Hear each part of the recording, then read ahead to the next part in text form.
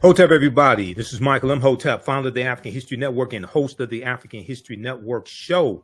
It is Sunday, March 31st, 2024. It's Resurrection Sunday for some of you, but we're still here with our brother, Professor Manu Ampim. Hotep, brother, how you doing today? Hotep, brother Michael. I'm holding it down here on the West Coast, my brother. All right. Fantastic discussion plan for today. We were originally going to do this interview back in February of 2024, but we weren't able to do it, so we rescheduled it for today. We're going to talk about Professor Manu Ampim's new book, Volume 2 of A History of African Civilizations.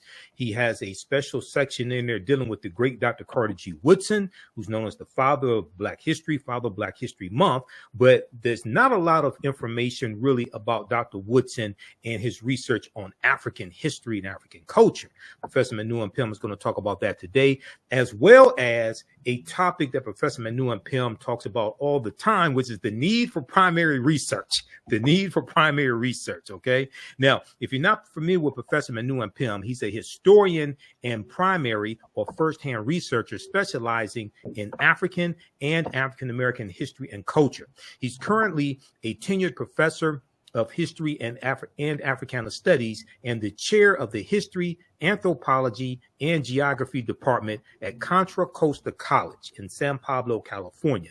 He is also the director of Advancing the Research, which is in Oakland, California, Advancing the Research, where he created a 7-step primary research methodology home training course. He has a Master's of Arts degree in history and African-American Studies from Morgan State University. His master's thesis, which we've interviewed him about before here on the African History Network show, is The Revolutionary Martin Luther King Jr. in 1989, and it's being expanded into a 2-volume work entitled Martin Luther King, The Evolution of a Revolutionary. Martin Luther King, The Evolution of a Revolutionary. And I know when I've talked to you in the past, Professor Manu, you talk about how Dr. King is very much misunderstood, very much underrated, etc. So we definitely need that book.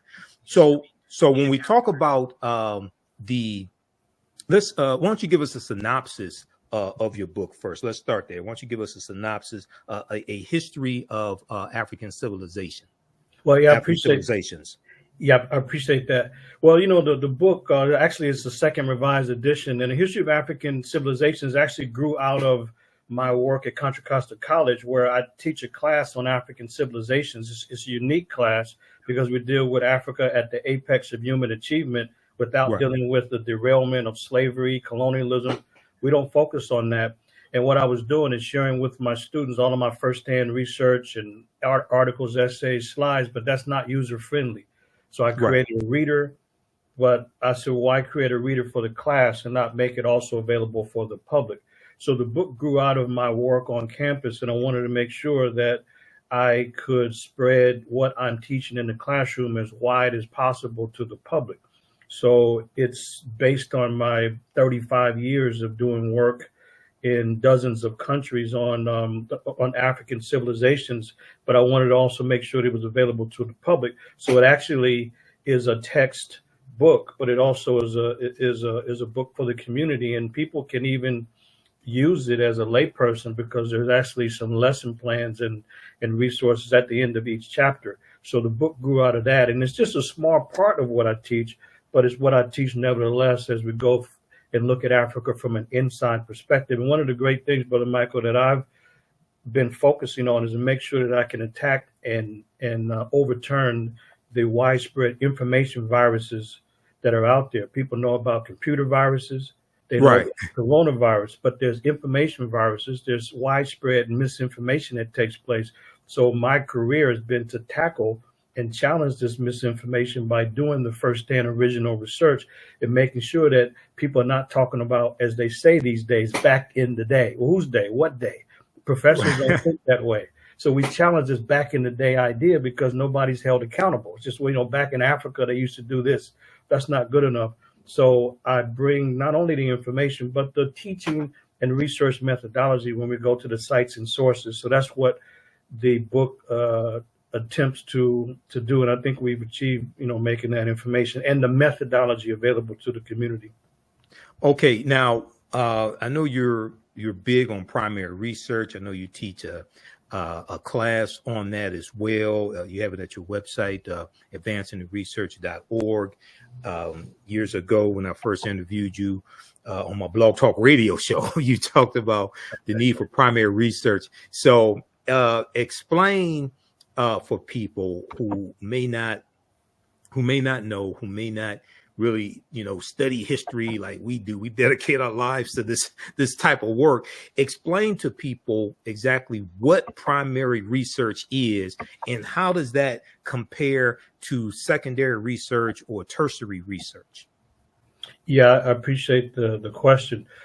Primary research basically means firsthand research. It means when you're going directly to the sources and to the sites, or going to the original information and evidence as opposed to going through someone else. So primary means firsthand research. And so that's what I decided to do, so I can have a clear understanding by going to pyramids, temples, tombs, ancient residential sites, and living communities, as well as museums, institutes, and libraries, going to look at the original artifacts and documents. That's what primary research is about. Whereas secondary is that if I am doing the work out in the field and then share it with someone else, then if they're relaying it to other folks, then they would become a secondhand source. If I give a presentation or lecture or seminar, then those that receive it now are one level removed from the original information. So it's called secondary.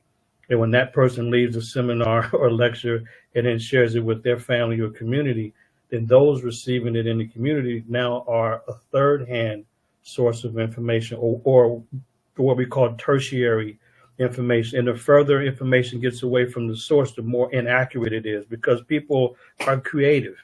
You can be as clear and simple as possible, but when it gets away from the source, the more the information is inaccurate and distorted. So we can't always do all of the first-hand research. So there is a great need for secondhand information, or people who are out in the field sharing information as widely as possible in their networks. But a real scholar is not just relying on that, on what other people have written or what other people have produced, but they're going to the sources themselves as well. So this is why primary research is the highest level of research, and we can't minimize the significance of it, because one thing I learned by looking at the actual documents and going out in the field myself, it's like, wow, what I had been told versus what I saw and was able to document is usually very, very different. So this is why primary research is important. And, and people always talk about his story. Right. I agree. There's a concern about him or his story. So we've always called it our story, but we cannot teach and promote our story accurately unless we're going to the records and the sources. And it's not easy, but it's required. It's required if we're going to penetrate another level of understanding and learning. So that's why I'm so totally dedicated to primary research. Right, and it's time consuming, and it costs money too. It costs money to do research as well. People think it's just free to do all this type, but no, it's not. And we don't do this for the money, but it sure as hell takes money to do this. Absolutely. Okay. Absolutely. In the beginning, you mentioned misinformation that's out there, and I think you talked about a history virus or something about a virus. What'd you call it? Information virus. Information virus, right? Information virus. So so let people know when people take your class at Contra Costa College, are you teaching freshmen, sophomore, juniors? Are you teaching master's courses? Who, generally speaking, what level are you teaching?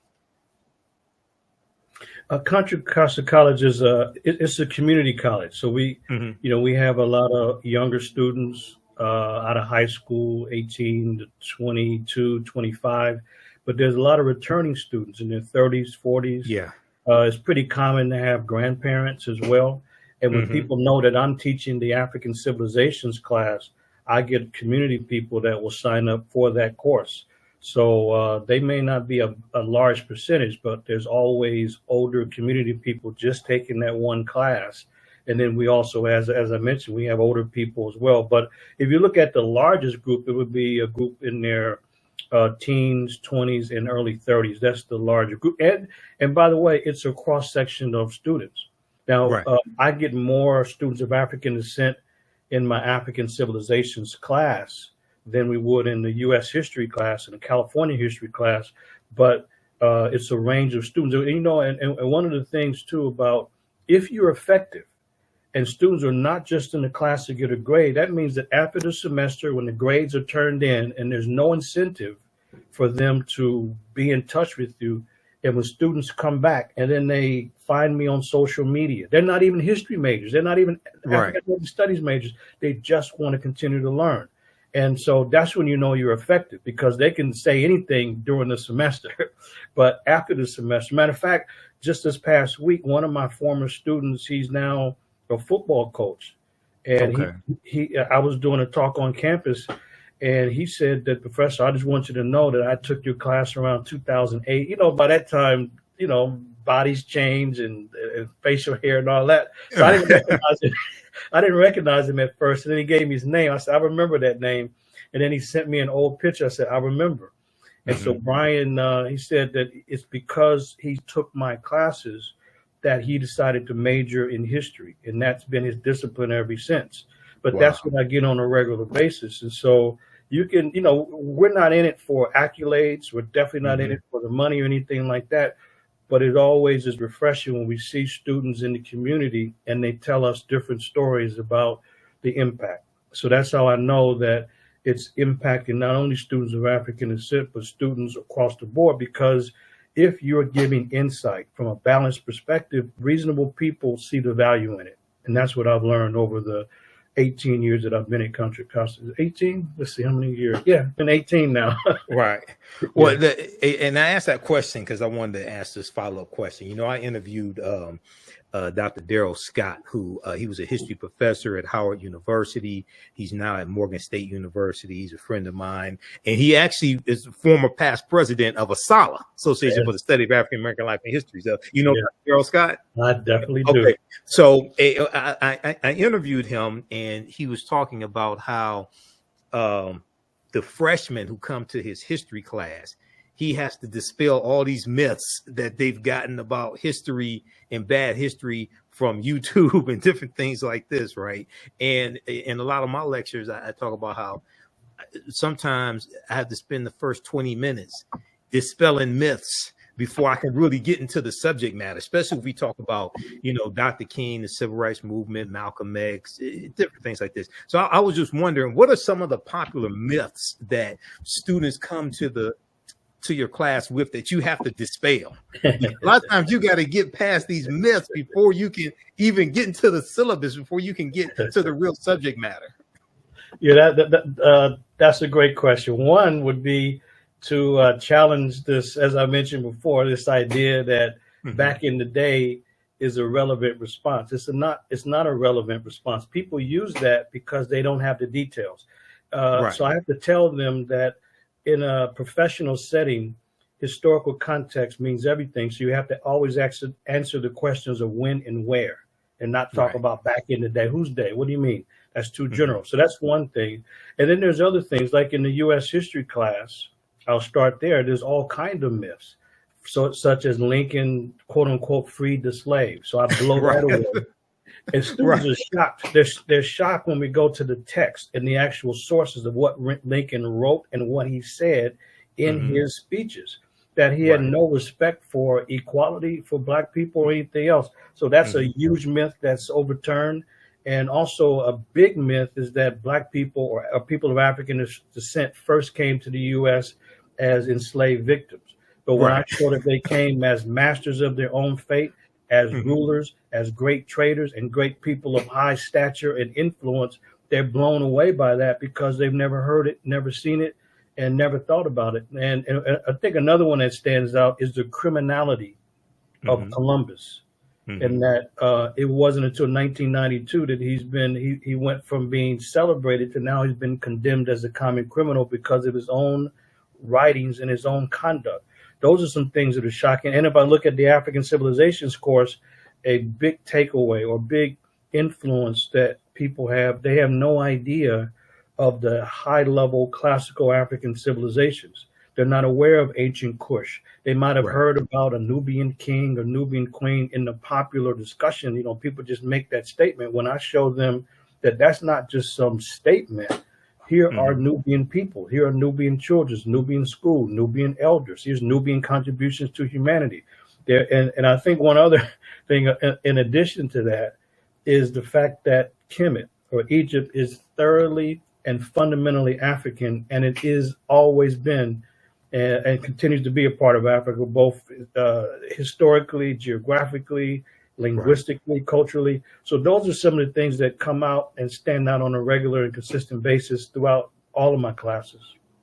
Now, so I want to hit on this, then I want you to talk about Kush. So when you talk about Africans came to this land that we call the United States of America, and I make a difference between the land we call the United States of America and the Americas. I'm not talking about South America. You know, we know about Abubakar II in 1312 AD, things like that. But you mentioned specifically the land we call the United States of America. Africans first came here as rulers, not as slaves, conquered and shackled by Europeans. Talk about what period of time you're talking about, and give us some examples of what you mean by this. Yeah, I appreciate it. I covered this also in my book as well. The book is a survey of these African civilizations. Well, the first period in dealing with the Americas of the Western Hemisphere, I start there. Okay. And it's to deal with a undeniable African presence and influence among the Olmec. Now, all the Olmec were not African if people look at the images, but to try to deny that Africans were there is folly and has nothing to do with definitive evidence. So the first episode is to look at Africans a little over 3,000 years ago, about 1200 before the Common Era, and to show that Olmec rulers, there's been 17 heads that have been found thus far since the late 1850s. So I show the heads, and we look at the context of the features, because the features of those massive heads that are, some are 5 tons, 10 tons, 20 tons, 30-ton heads. You can look at the Africoid appearance. So part of it is, so that's one episode, but it's not just the images. It's to look at the hieroglyphic writing system and the rituals and ceremonies among the Olmec and see similarities, as well as the architecture with Africa and see similarities. And I remember talking with the late great Dr. Ivan Van Sertima, and he's, you know, he had pointed out that if there's contact and influence, it won't just be in one area. There'll be numerous areas, and that's one of the things that I share with students. That number one, we look at the Olmec influence, and then I share all of these particular details about the Olmec. But then another era is one you actually mentioned, because we don't have time to go into all the details in the class. But I do share with them that there are many episodes when Africans came to the Americas. So I even showed them and showed that Abubakar II in 1312, because people remember like rhymes. I remember that when I was growing up, we never forgot when Columbus didn't discover, but when he came to the Americas, they would always teach us that in 1492, Columbus sailed the ocean blue in the Nina, the Pinta, and Santa Maria. So I never forgot 1492. So I always tell students, if that works, then let's do it for Abubakar II. That in 1312, Abubakar II sailed the ocean blue. I say, so I'm telling you, you know, to put that in your pipe to smoke it. So, but Abubakar came about 180 years before Columbus. The difference is he did not keep a journal. So then somebody would say, well, how do we know that the 2,000 ships actually made it? Well, we have to look at the currents and the wind. But we also don't even really have to guess, because the conquistadors themselves, from Balboa to Columbus and a number of people, said they saw Africans when they arrived. Those are the ones that introduced and brought slavery. So that with gold-tipped spears too. Absolutely. No question. And matter of fact, in the Darien region of Panama, that's the southernmost area of Panama, Balboa in 1513 clearly said that he saw 2 black men among the native people. So people say, yeah, but they're just descendants of slaves. That makes no sense, because chronologically, Balboa is the first conquistador that brought slavery. But what we learned from the records is that Africans in that region were distinct and separate from Native Americans. It seems as though that they had some differences and conflicts. So they had their own areas. And this is what, so the conquistadors are not looking for Africans, they're just describing their experiences. So then the question, well, how would conquistadors or Spanish know the difference between Native Americans and Africans? And so, well, that's pretty easy to discuss, is because the Africans controlled Spain for almost 800 years. They know exactly what Africans were. About the Moors. Yes, Moors, absolutely. And no question whatsoever. So Garcia Ordonez de Montalvo, when he writes his novel in 1510 about the Night Esplandian, he explains that it was Queen Khalifa that ruled over the so-called island of California. They didn't know it wasn't an island, it's just a small strip of land. And so, well, where would he get this name Khalifa from? Because the Moors, you know, one of the titles of a Muslim title is the Caliph. And a caliph is a ruler. So to feminize the word in Spanish, you get from caliph, you get califa. And so this is what was in the mind of the Spanish. And so you got an author who writes about this story of a woman controlling so-called California, and the conquistadors, they took that seriously. Like Cortez, he takes that seriously, looking to conquer not only the mighty Aztec and Montezuma II, but also to conquer whoever this Khalifa was.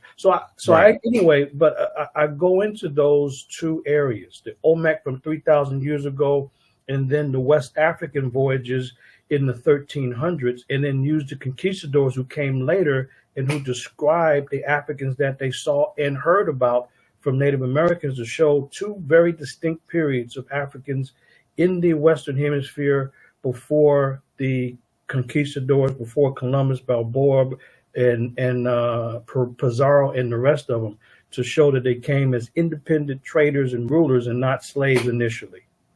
Yeah, and you know, the one book that I recommend for people is by Dr. John Henry Clark, Christopher Columbus and the African Holocaust, Slavery and the Rise of European Capitalism. Because this book came out in 1992, which was that 500-year commemoration of Columbus setting sail on his voyages. And what a lot of people miss, and this is, I probably first heard Professor Kabahai Wafa Kamene talk about this. He's one of my teachers.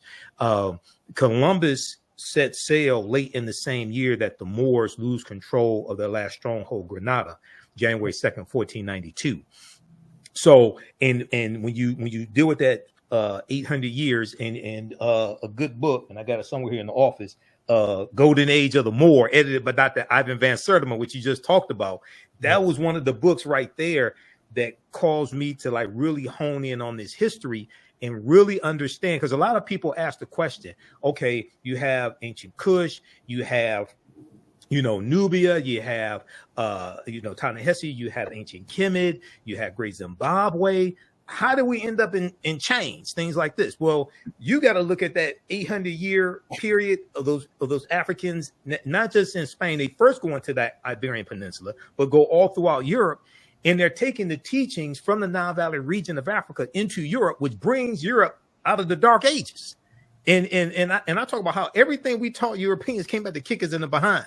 Okay, everything we taught them came back to kick us in the behind, whether it was making swords, whether it was introducing the periodic tables, chemistry, the almanacs, showing them what's around the world, things like this. So talk about for a minute the importance of really understanding this chronology of history, because, you know, one of the problems I had with the 1619 project, even though they do have some good information in there, I wouldn't pass a law to ban it. You know, I wouldn't do that. But one of the things that they do is they do mention 1526 when the Spanish try to set up a settlement in the South Carolina, Georgia area. Right. And they take about 100 Africans in there. That's 93 years before 1619. But they don't like really deal with that chronology before 1619. Okay. Right. Talk about the importance of understanding the African Moors and their connection to the Nile Valley region of Africa. Well, I think people should know that the Moors were from North Africa. These were Muslims. These were African Muslims from the north, and they were able to bring a tremendous intellectual tradition into the Iberian Peninsula, into Spain and in parts of Portugal in 711 of the Common Era. And the Moors, they don't just develop this in a vacuum. You have a tremendous intellectual tradition that goes back many millennia in the Nile Valley. And then also there's a great intellectual tradition in West Africa too. So that's Van Sertima's book, and that's part of the Journal of African Civilizations, which, by the way, is the greatest journal on African civilizations in the second half of the 20th century, from 1979 to 1994, 15 years of one of the most important series of publications that we've seen. And the Golden Age of the Moors is part of that. But the Moorish intellectual tradition is very important, because when they go into Europe in 711 and occupy Spain, they don't just go in and destroy; they bring knowledge. They bring book making and the book distribution industry. They introduce universities. They introduce the first streets with lights. They introduce architecture. The Moors also introduced, so people can't even talk about the cultural aspects like the flamingo. You can't talk about the flamingo unless you look at the Moorish influence in music and dance. Now, the Spanish Christians didn't necessarily like being occupied, but the reality is they were occupied by African Muslims, but it wasn't a destructive occupation, even though they may not have been excited about it. But we can see that the Moors had a tremendous influence, and it wasn't to go in and destroy and tear down things. They made very important contributions. And this is what is one of the hallmarks. But they do bring an intellectual tradition. They do help bring science into Europe, because there was a dark age. They didn't know. And it's not an accident that the Moors stayed for over 780 years. And when they were kicked out, as you were alluding to, in 1492, that same year, Columbus set sail in August of that same year. And by the way, Columbus was aware of West Africa because he was a part of the enslaving group.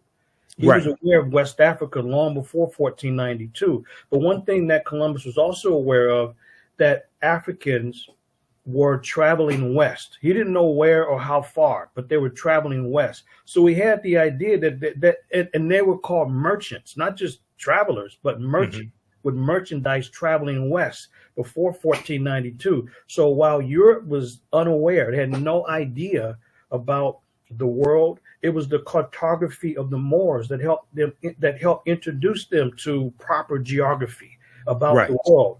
And so Columbus, yes, he was a risk taker. In Europe, they thought the world was probably flat.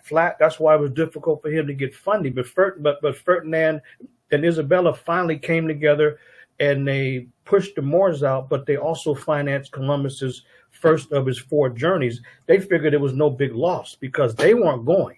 They sent him and 3 ships and 90 men, and they figured that, well, if he falls off the side of the earth, then there's not a big loss for us. And but that was very significant, that in 1492 he takes the voyage, and the world has not been the same, not because he discovered anything, but because of his ruthlessness. Correct. It was him who introduced slavery in the Americas. It was Columbus that introduced the slave trade. It was Columbus that introduced the scramble for the Americas. Before that, and then right after he comes and takes 25 Taino back to Spain, victims, to so-called civilize them and to teach them Spanish and to show proof of a so-called successful voyage. Columbus was geographically challenged. The man thought he was in India, so he called the people Indians. He had no idea he was in another part of the world. But the problem is that as soon as he goes back to Spain, word spread throughout Spain, but it spread throughout Portugal that he had found supposedly a new route to India. It wasn't, he didn't reach India, but nevertheless, that's when they decided that they were going to take, meaning the Spanish and Portuguese, were going to steal whatever this new area was. But the Pope had to step in and broker a treaty called the Treaty of Tordesillas in 1494. In June 7, 1494. 1494. In Yes. 1494, absolutely. So Hmm. they carved up the entire area, and they didn't even know where the hell they were. They just started. They said, "Look, we know West Africa, so let's go so many leagues based on his 10 weeks, so many leagues to the west to try to figure out where he landed." They thought he was in islands near India. So anyway, the treaty actually divided all of the Americas, and Right.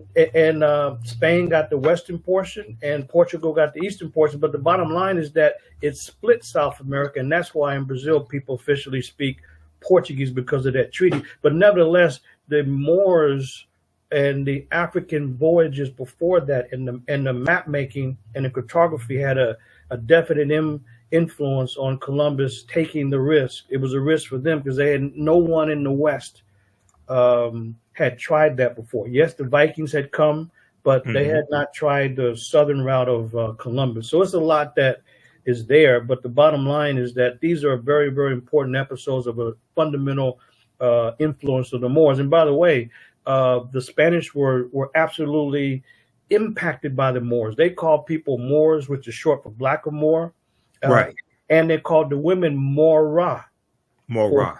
Mora, you know, to feminize it. So, and then people with names like Maurice and Morrison, that's an influence of the Moorish influence by name. So it's quite a contribution that the Moors made to provide a foundation for the modern European growth and development out of the Dark Ages. Absolutely. We can see the impact.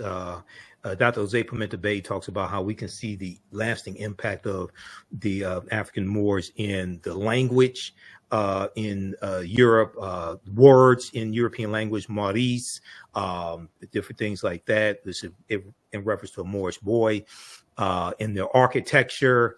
Also, he talks about in their bloodline. So they're changing the complexions of a lot of Europeans in Spain and Portugal, to a lesser extent in, say, England, because that's further west from when they're going in from Morocco right into the Iberian Peninsula, Spain and Portugal. But we see this, we see them go all throughout Europe.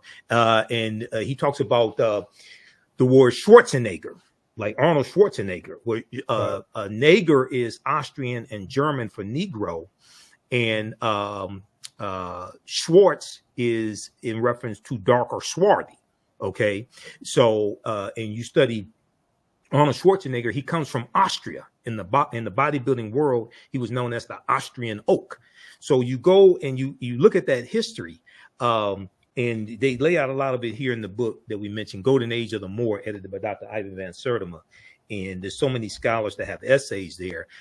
So that shows you the connection between the Nile Valley region of Africa, and also some of the Moors, to a lesser extent, come from West Africa. There are different waves that go in, you know, over the hundreds of years, but to a lesser extent, West Africa. But you see, they're taking the teachings from Africa, which was the continent of knowledge, and they're taking the light of Africa into the dark continent, Europe, which was in the Dark Ages. Okay, so we're taught to look at Africa as the dark continent, when really Europe was the dark continent. Europe was pushed into what they refer to as the Dark Ages, 476 AD, when the Vandals and the Visigoths crushed that western portion of the Roman Empire. And then you have hundreds of years of civil war and strife and famine, different things like this in Europe. So we have a lot of this history backwards. And I think when we start, go ahead.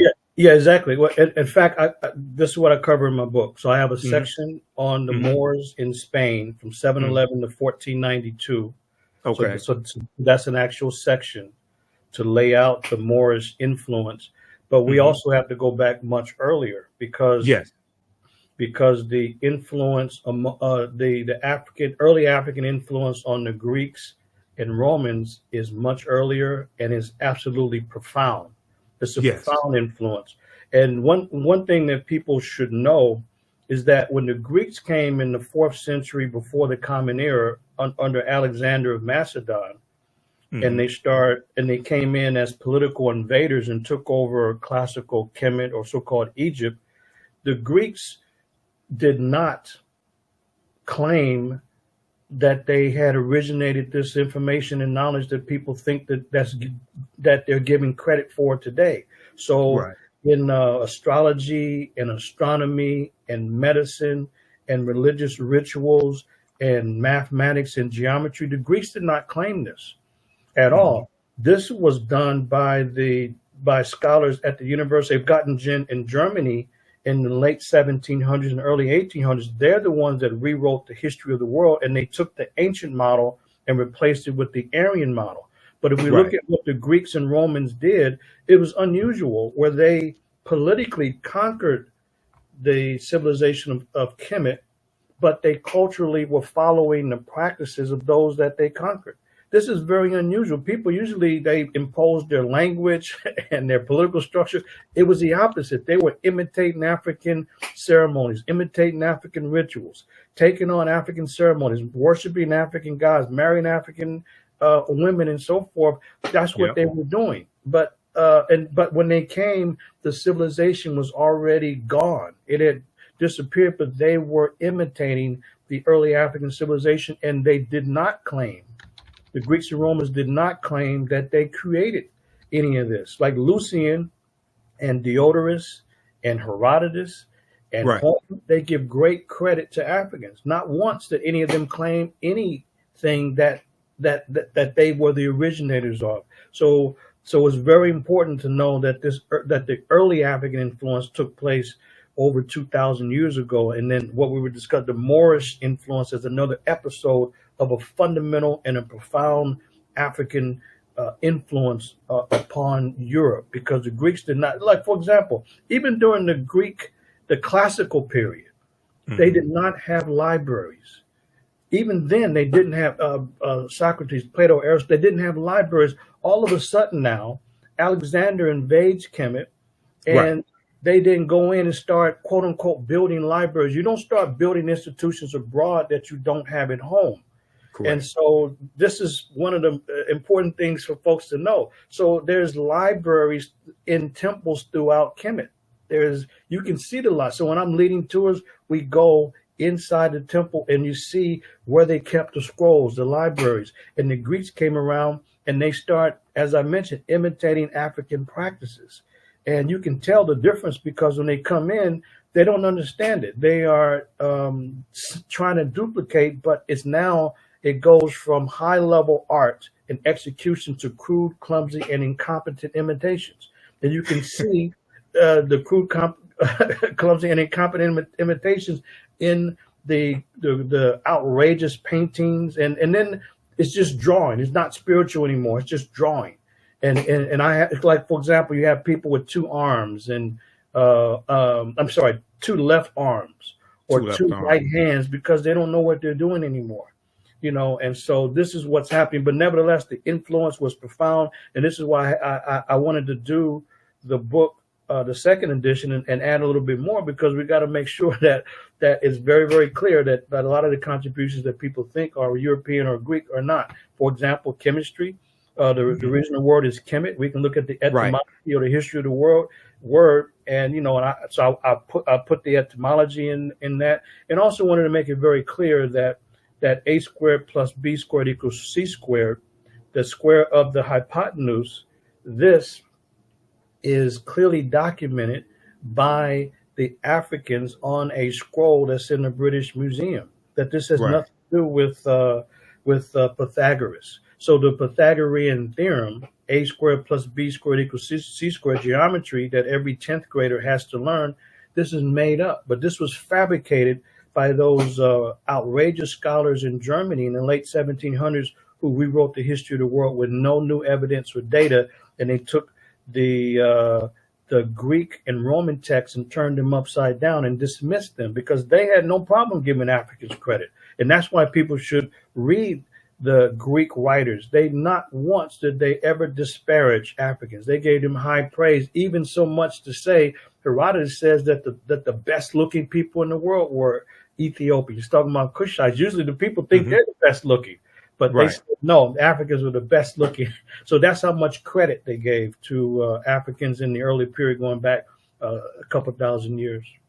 Yeah, a lot of this really gets turned around in the 1700s and especially in the 1800s when the Western world discovers ancient Kush, and they are astonished by the civilization that was built and didn't want to credit that civilization to what they call Negroes.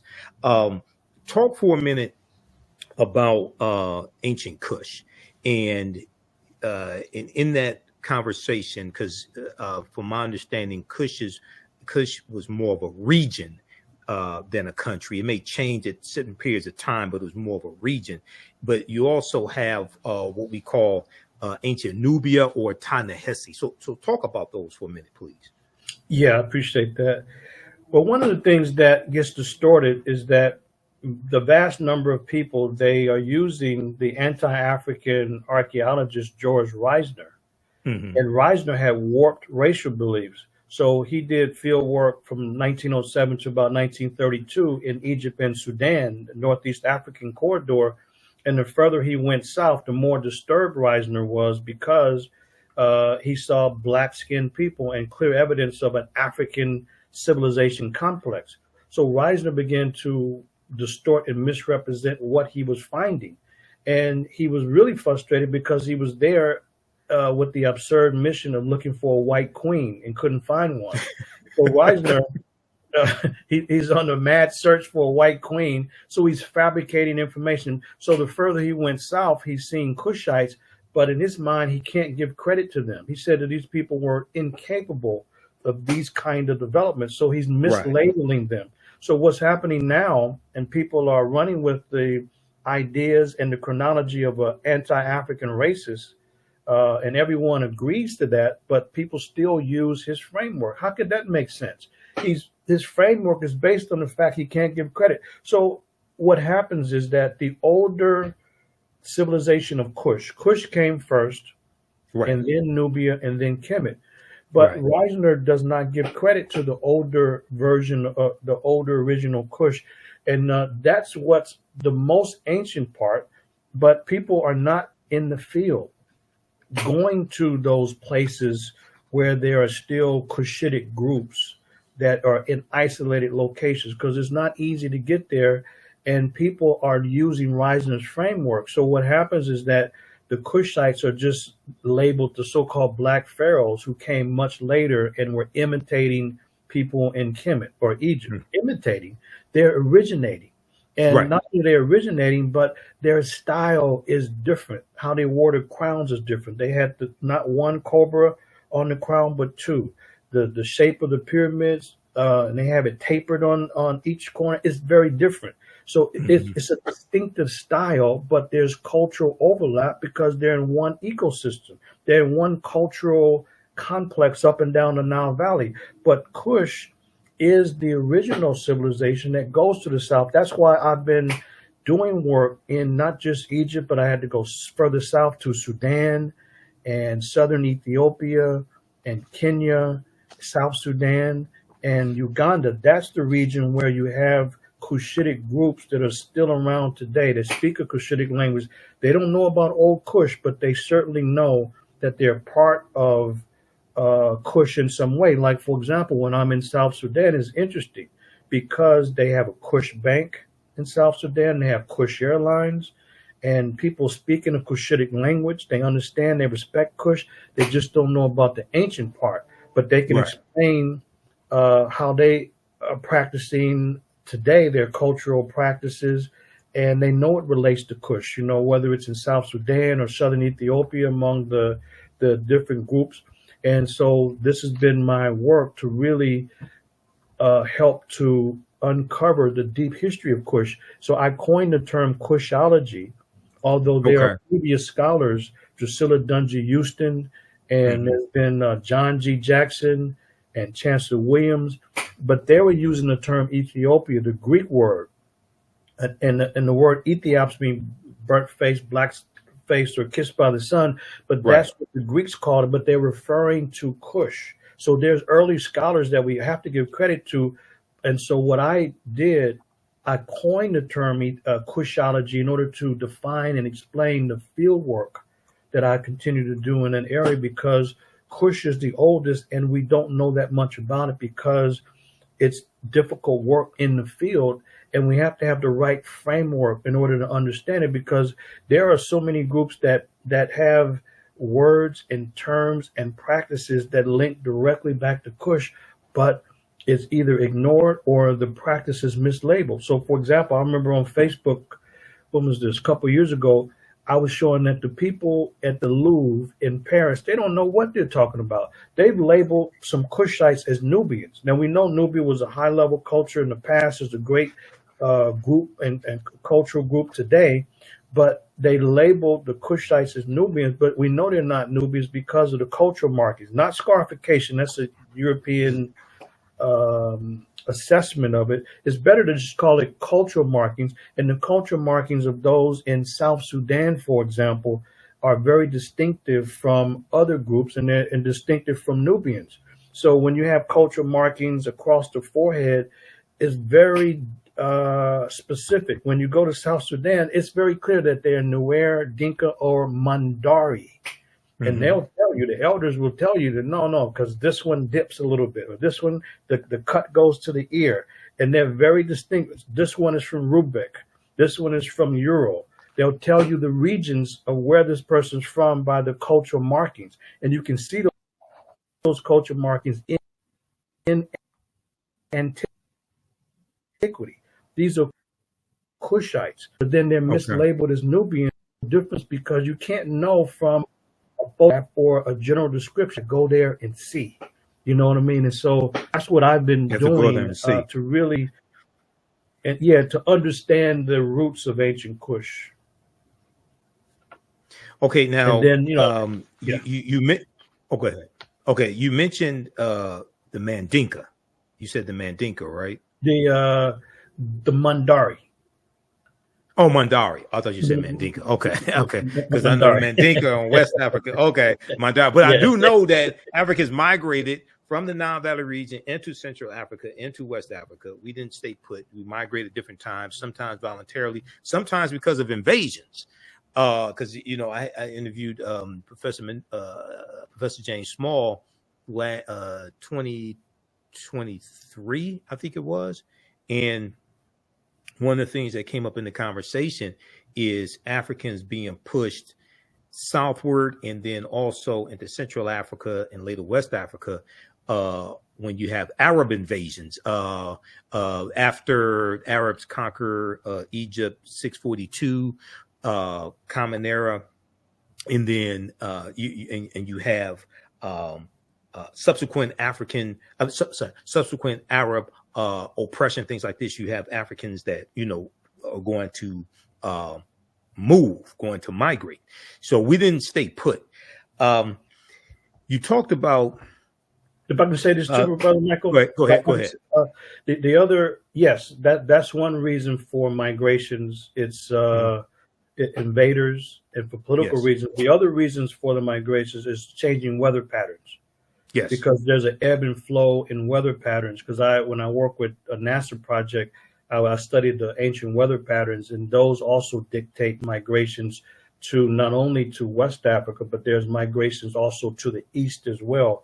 Like folks won't necessarily know that there's a branch of the Nile River called Wadi Howard.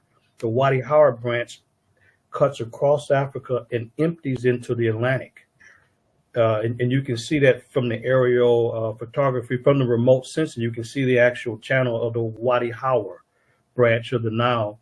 And so that's very important, because then that would indicate where there would be settlements at. Right.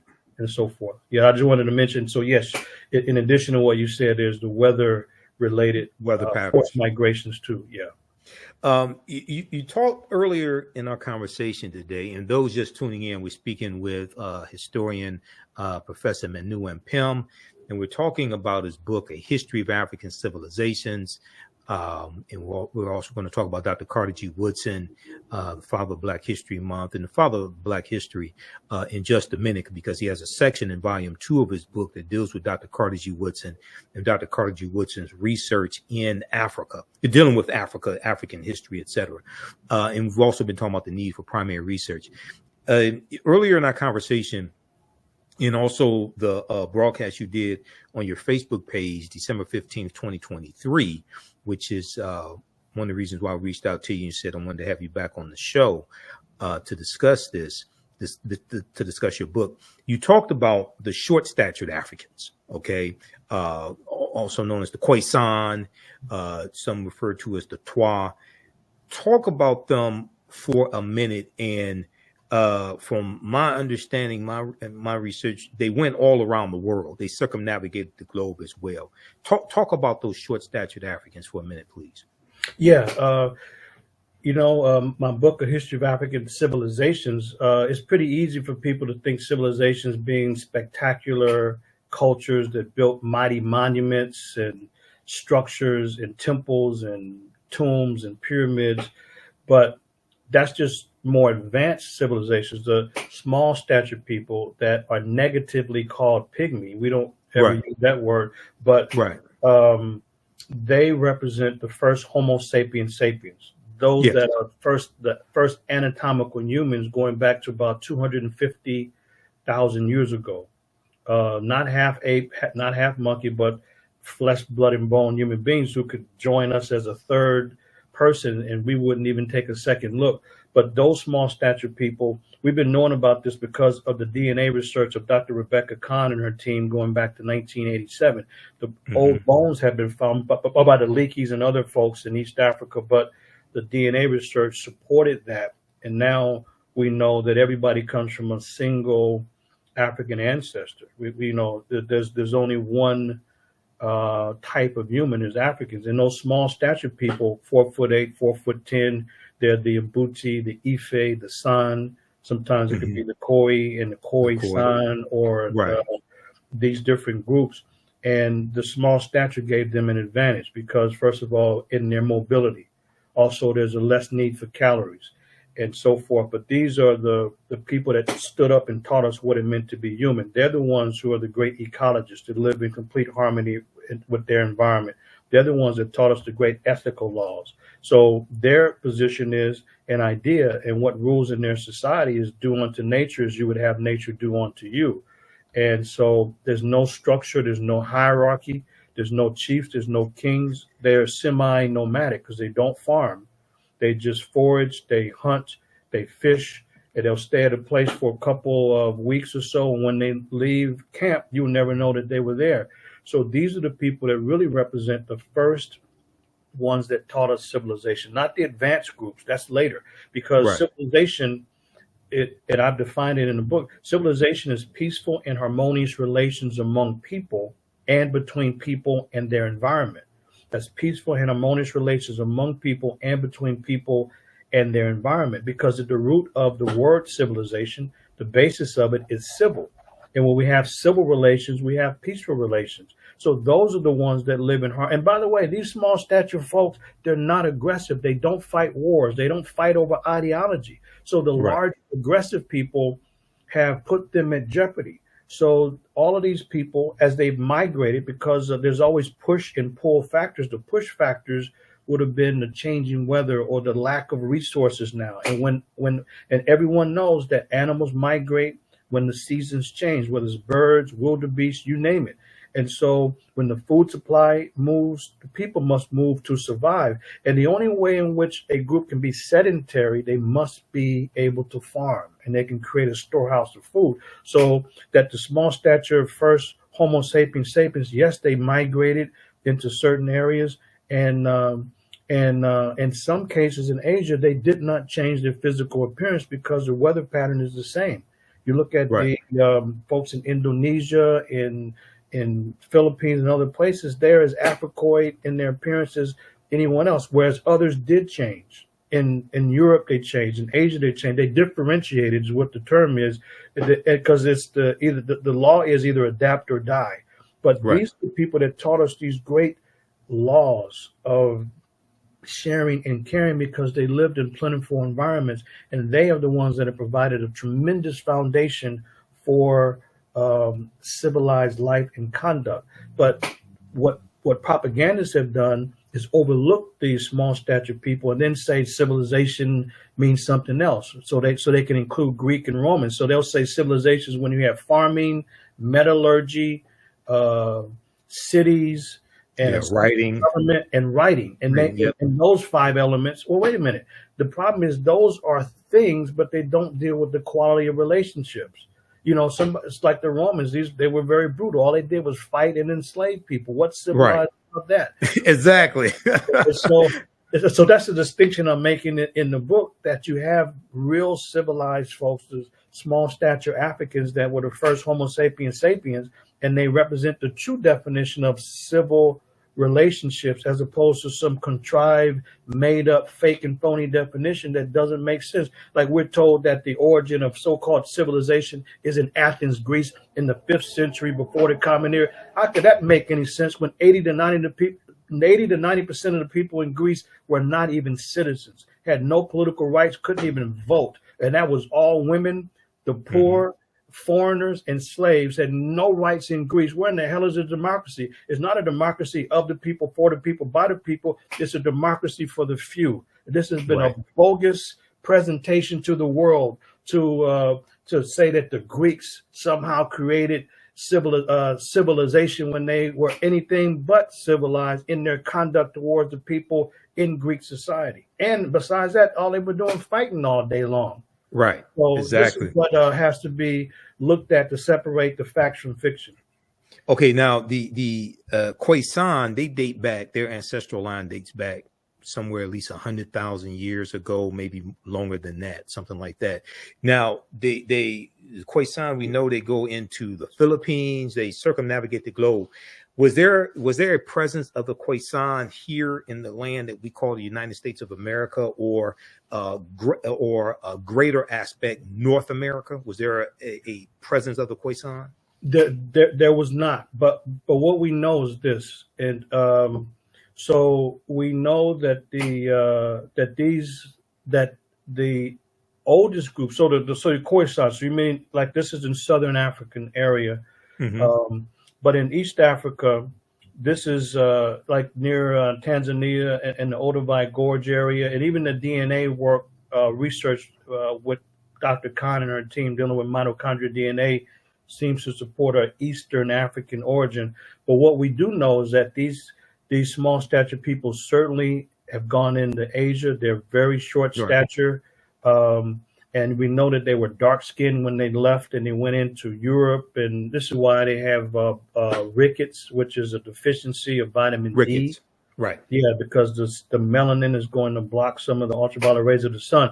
Now, what we do have in the Americas, we definitely have the oldest inhabitants of all of the Americas is in South America, in Pedra Ferrada, Brazil. So the evidence from Pedra Ferrada, Brazil, the oldest documented occupation in the Western Hemisphere, it goes back to at least 56,000 years ago because of the discovery of rock art and hearths. A hearth is a fireplace. And so we've been knowing about Pedra Ferrada, Brazil, in the Sierra de Capoeira National Park. We've been knowing about that since 1986.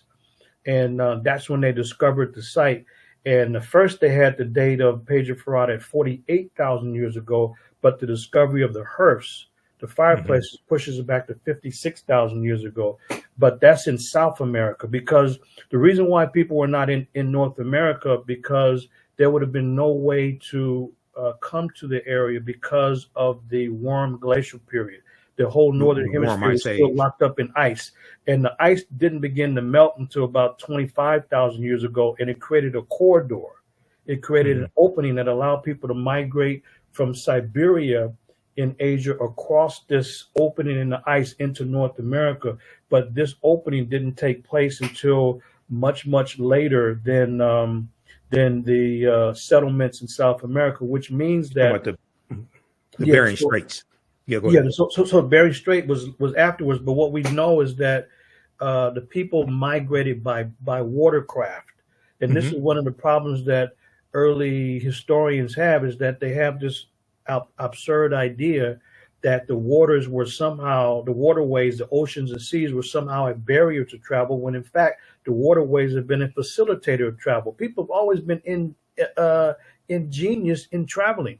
So Right. it's clear that they were in Page of Ferrata. The rock art doesn't lie. The hearths don't lie. I mean, who paints like that? Who creates fire? Why do we need fire? To cook food, to keep warm, to keep away animals, for light. So we use fire, and no other species does that. So what the propagandists who want to maintain the Bering Strait theory, and matter of fact, I have a unit in that in my class. We call it not the Bering Strait theory, but the BS theory. And it's a BS theory because people did migrate through the opening in the ice, but the part of it that's incorrect and is BS is that somehow represents the first inhabitants. No. Right. There were people that were already in the Americas, not only in Page of Ferrata, Brazil, but Monteverde, Chile, going back 33,000 years ago, or Huilactico, Mexico. There's a number of different sites in the Americas long before people migrated through the Bering Strait, so that the small stature people, and there's not really a clear indication of the height of the people in Page of Ferrata, but their Africoid identity is very clear from the images. That makes it very, very clear that they were of Africoid descent. I'm sorry, Brother Michael. One other thing that's very important, that in all over the world, including in Africa, the small stature people, all of them, with no exceptions, they live today in places of refuge, hiding, and safety. So they live in rainforests, like the Ituri rainforest in Democratic Republic of the Congo, or they'll live in desert environments like the Kalahari Desert, like the Khoi and the other people, the San, or they'll live in islands, hillsides. But that's where these people live, in places of isolation and hiding and safety, because they're not aggressive. They don't fight. And this is why they don't fare well in the modern world. But everywhere we see them, they're in isolated, remote areas for safety and refuge. And that's what is very, very important to know. And in South America, the evidence seems very clear that they were attacked much later by those that came through the Bering Strait. And people can find a documentary. It's called Tracking the First Americans. Tracking the First Americans. That one is very well done because it's on the work of Dr. Walter Neves, who's an archaeologist from Brazil, and those researchers, Professor Guidon, who worked at the Page of Ferrata site, so that they have some reference to what I'm sharing, because I don't cover all of these details in my book, but in my class, we go into great detail about these migrations. There was an article from the New York Times that I use in my classes, and I need to pull this up because it talks about an African presence in Brazil, and I forgot the name of that, and I'm looking for my file folder also, but it talks about the African presence in Brazil, and is going back tens of thousands of years ago. And let me see if I can try to find this. It's going back tens of thousands of years ago, but also you have I think there was a presence in Tierra del Fuego in South America, the southern tip. The tip, yeah, Argentina. Well, the southern tip of South America. Right. I'm gonna see if I can find that article. Okay, so when you talk about Dr. Carter G. Woodson in your book as well, and you in the broadcast that you did December 15th, 2023, you talked about how Dr. Carter G. Woodson is left out of the conversation dealing with African history, African culture, things of this nature. But his last two books dealt with African history.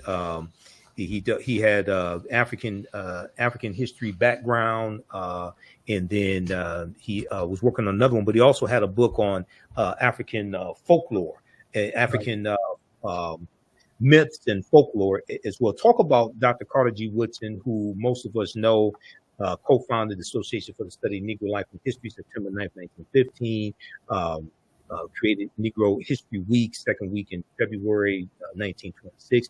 Talk about his research in Africa, dealing with African history and culture. Yeah, that's one of the most important developments in the 20th century regarding African civilizations. Carter G. Woodson is very much omitted without justification from the focus and discussion on bringing African civilizations to the forefront. One of the things that Woodson did, I mean, he created his organization, the Association for the Study, at that time is called Negro Life and History. Now it's Association for the Study of African American Life and History. And Woodson began to do his work in the early 20th century. And when Woodson was around up until when he passed in 1950, his focus was increasingly on African civilizations. But from the time that Woodson led the charge to make the focus on history of Black people front and center, when he created the week in the second week of February 1926, Africa had always been a central component for Woodson. So, and he's left out. So a couple of things that folks should know. He wrote several books on Africa. You mentioned African myths and folktales. That was one. The last two books he wrote was African Heroes and Heroines. And the last book is the African Background Outline. That was the last two books. Not only that, but the last three articles written by the great scholar who passed in 1950. The last three articles written by Woodson was a article series simply called Egypt, a 3-part series, and it was called Egypt because for Woodson the mission was to bring back the missing pages, the missing chapters, and the missing volumes of the Black contribution to U.S. and world history.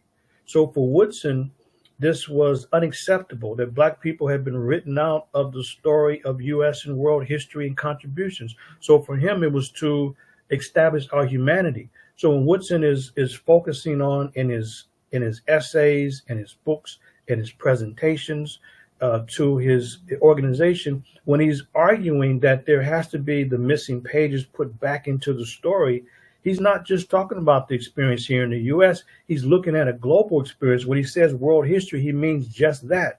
But so when Woodson was around, not only is he writing about African civilizations in his articles, his essays, and his books, but even the theme of the organization. You look at the organizational themes, and you see a number of themes during the lifetime of Woodson dealing specifically with Africa. Since that time, the organization's moved away from Woodson's position on Africa.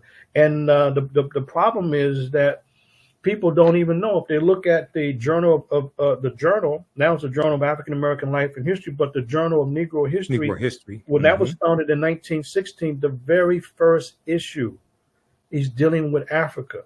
And not only that, but he has a team of writers who are focusing on Africa. So they from the very first issue of the journal, Volume 1, Number 1, there's several articles dealing with Africa, and they constantly did book reviews, and they're on Africa, not only from the first issue of the volume of the journal all the way through.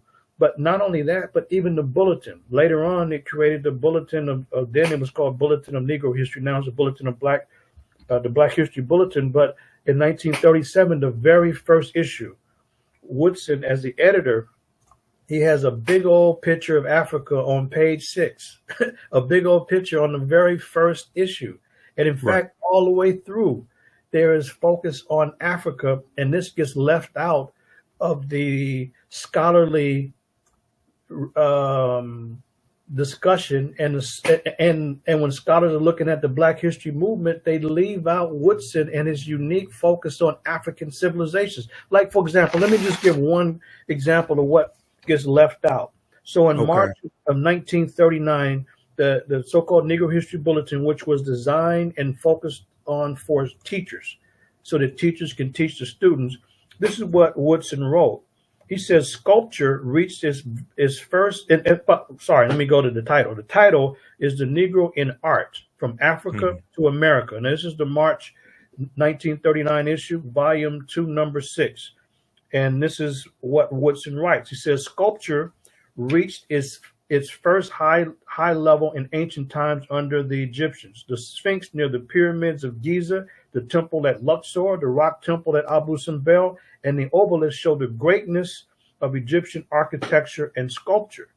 And so he's claiming Egypt or Kemet as an African civilization, but he's writing articles all the way through. He's reviewing books like Lorenzo Turner on Africanisms in the Gullah dialect, and Woodson's reviewing the books like that because Africa was front and center for Woodson. There's not a time that Woodson was not writing articles and or books about Africa, or his organization having themes dealing specifically with Africa. What Osla has done, and you mentioned Daryl Scott, he's one of the last persons defending Woodson when Woodson said that self-publishing is self-defense. And so what the organization has done, they've left out Woodson's work on Africa, not because it's not there, because they're uncomfortable. So Professor Scott, Dr. Scott, he was arguing that how in the world could you disregard the work of Woodson when he established in 1922 Associated Publishers? He said that Associated Publishers Inc. Yep, the publishing company. 1922. And so the thing is that Woodson said that nobody can edit and change your work if you're publishing yourself. So that's why for him, he can say whatever he wanted to say. Like you had the great book there, The Miseducation. He was able to say what he wanted to say, when he wanted to say it, and who he wanted to say it to. But what the organization did is decide to disrespect the tradition, disrespect Woodson. And now if you want to get the journal, you got to go through the University of Chicago. And Dr. Scott was one of the last battlers to say, this doesn't make sense. This is not Woodson. This is not Woodson's tradition. But guess what? Those folks are the one, and they may be listening. So what? Challenge the evidence. They're the ones uncomfortable with Africa. That's why they. I get that impression. I get that impression that many of them are uncomfortable with Africa. They're uncomfortable with Africa, and that's why they would rather give up independence against Woodson's position and give the publication to the University of Chicago. So, folks, if you want to get the journal of what's now called a Journal of African American History, or get the back issues of the Journal of Negro History, you got to go through the big mainstream institution, University of Chicago Press, and not through the Association for the Study of African American Life and History, because those professionals who have the money and the resources to remain independent, but they don't have the orientation. So they disrespect Woodson and they disrespect his tradition. There's no defense to it. So kudos to the guest you had on, because Brother Dr. Daryl Scott. Daryl Scott, he's one of the last ones fighting to try to keep a respectful focus on Woodson's vision. So not only has the organization give up the independent publishing apparatus, but they've abandoned Africa. And you look at the themes. Now everything is African American. There's nothing wrong with that. But look, Brother Michael, here's how we do it in the Woodson tradition. And I have some of the themes. Go ahead, keep talking, because we got some of the themes. Because there's been a theme. There's been an annual theme for Black History Month, Negro History Week, African American History Month since 1928. Yes. Okay, and Dr. Woodson picked these themes. He died in 1950. Go ahead and then we're going to go over a few of these themes that dealt with Africa, because most African Americans don't know there's been an annual theme for Black History Month. When I do my presentations on African American History Month, I said we don't have to keep recycling the same 15 to 20 sanitized Negroes every year. We don't understand how powerful this monthly cultural celebration is and why it was actually created. Go ahead. Yeah, as a matter of fact, to that list, we'll also put 1972 on that list: African art, music, literature, and a valuable cultural experience. But look, I'm glad you have that there, because this is new information that gets omitted. So if we look at the focus of the annual themes, Africa's front and center, because when Woodson said that the goal was to put back in the missing pages of world history, what the hell do you think they was talking about? World history is talking about Africa. So that's why you have African themes. And the last Africa theme was really 1992, because and it was because of the great work of Van Sertima and others who challenged and exposed Columbus, and that's about it since that time. But everything's been just okay. Now here's what we do in the tradition of Woodson. Two important things I want people to know. Number one, okay, in the current theme by Asala, and they set the national theme for those that follow them. This year is African Americans and labor. So we changed it. It's we have ours was the classical African contributions in art from Africa to the Americas, because for us there's no way to separate the Black experience in the Americas from the African background and origin. And so whenever they have a theme only focusing on African American, we add the African component to it every single time. But right. So they have African Americans in the arts. That's okay, but it's not in the Woodsonian tradition. The Woodsonian tradition would be the achievements in art in Africa and the Americas. That's why I read this article he wrote, "The Negro in Art from Africa to America." That's in the Woodsonian tradition, and but the people are not comfortable with Africa. And like the great Kwame Ture said, if you start your history in slavery, the best you can be is a good slave.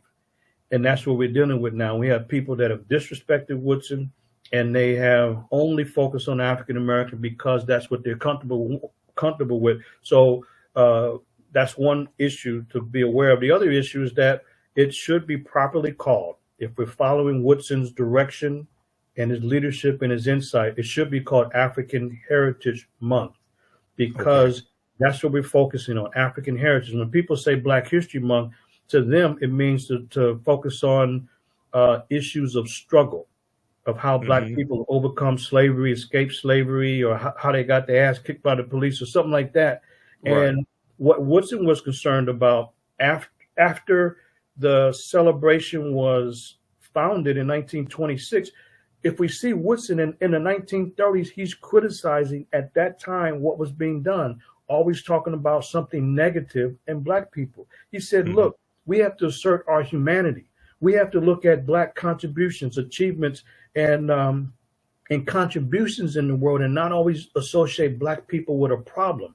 This is why Woodson focused on it as a celebration, and he's embracing Africa. They had plays, they had all kind of skits, plays, all kind of things, important information about contributions, because Woodson understood that we had to assert our humanity and use at least some time of the year to focus on our unique achievements, accomplishments, and contributions in the world. And this is why he continues to embrace Africa. So as he's learning more, he's writing more about it. But what's happened is that people are more and more, they're uncomfortable with Africa. They leave out Woodson's focus on Africa. So when they say Black History Month, it means really, as some of us would say, it's a Negro version where you're only dealing with safe folks who are only, you can only talk about them if they're fighting against slavery or during the civil rights or human rights era, which are great struggles, but it's very limited in scope.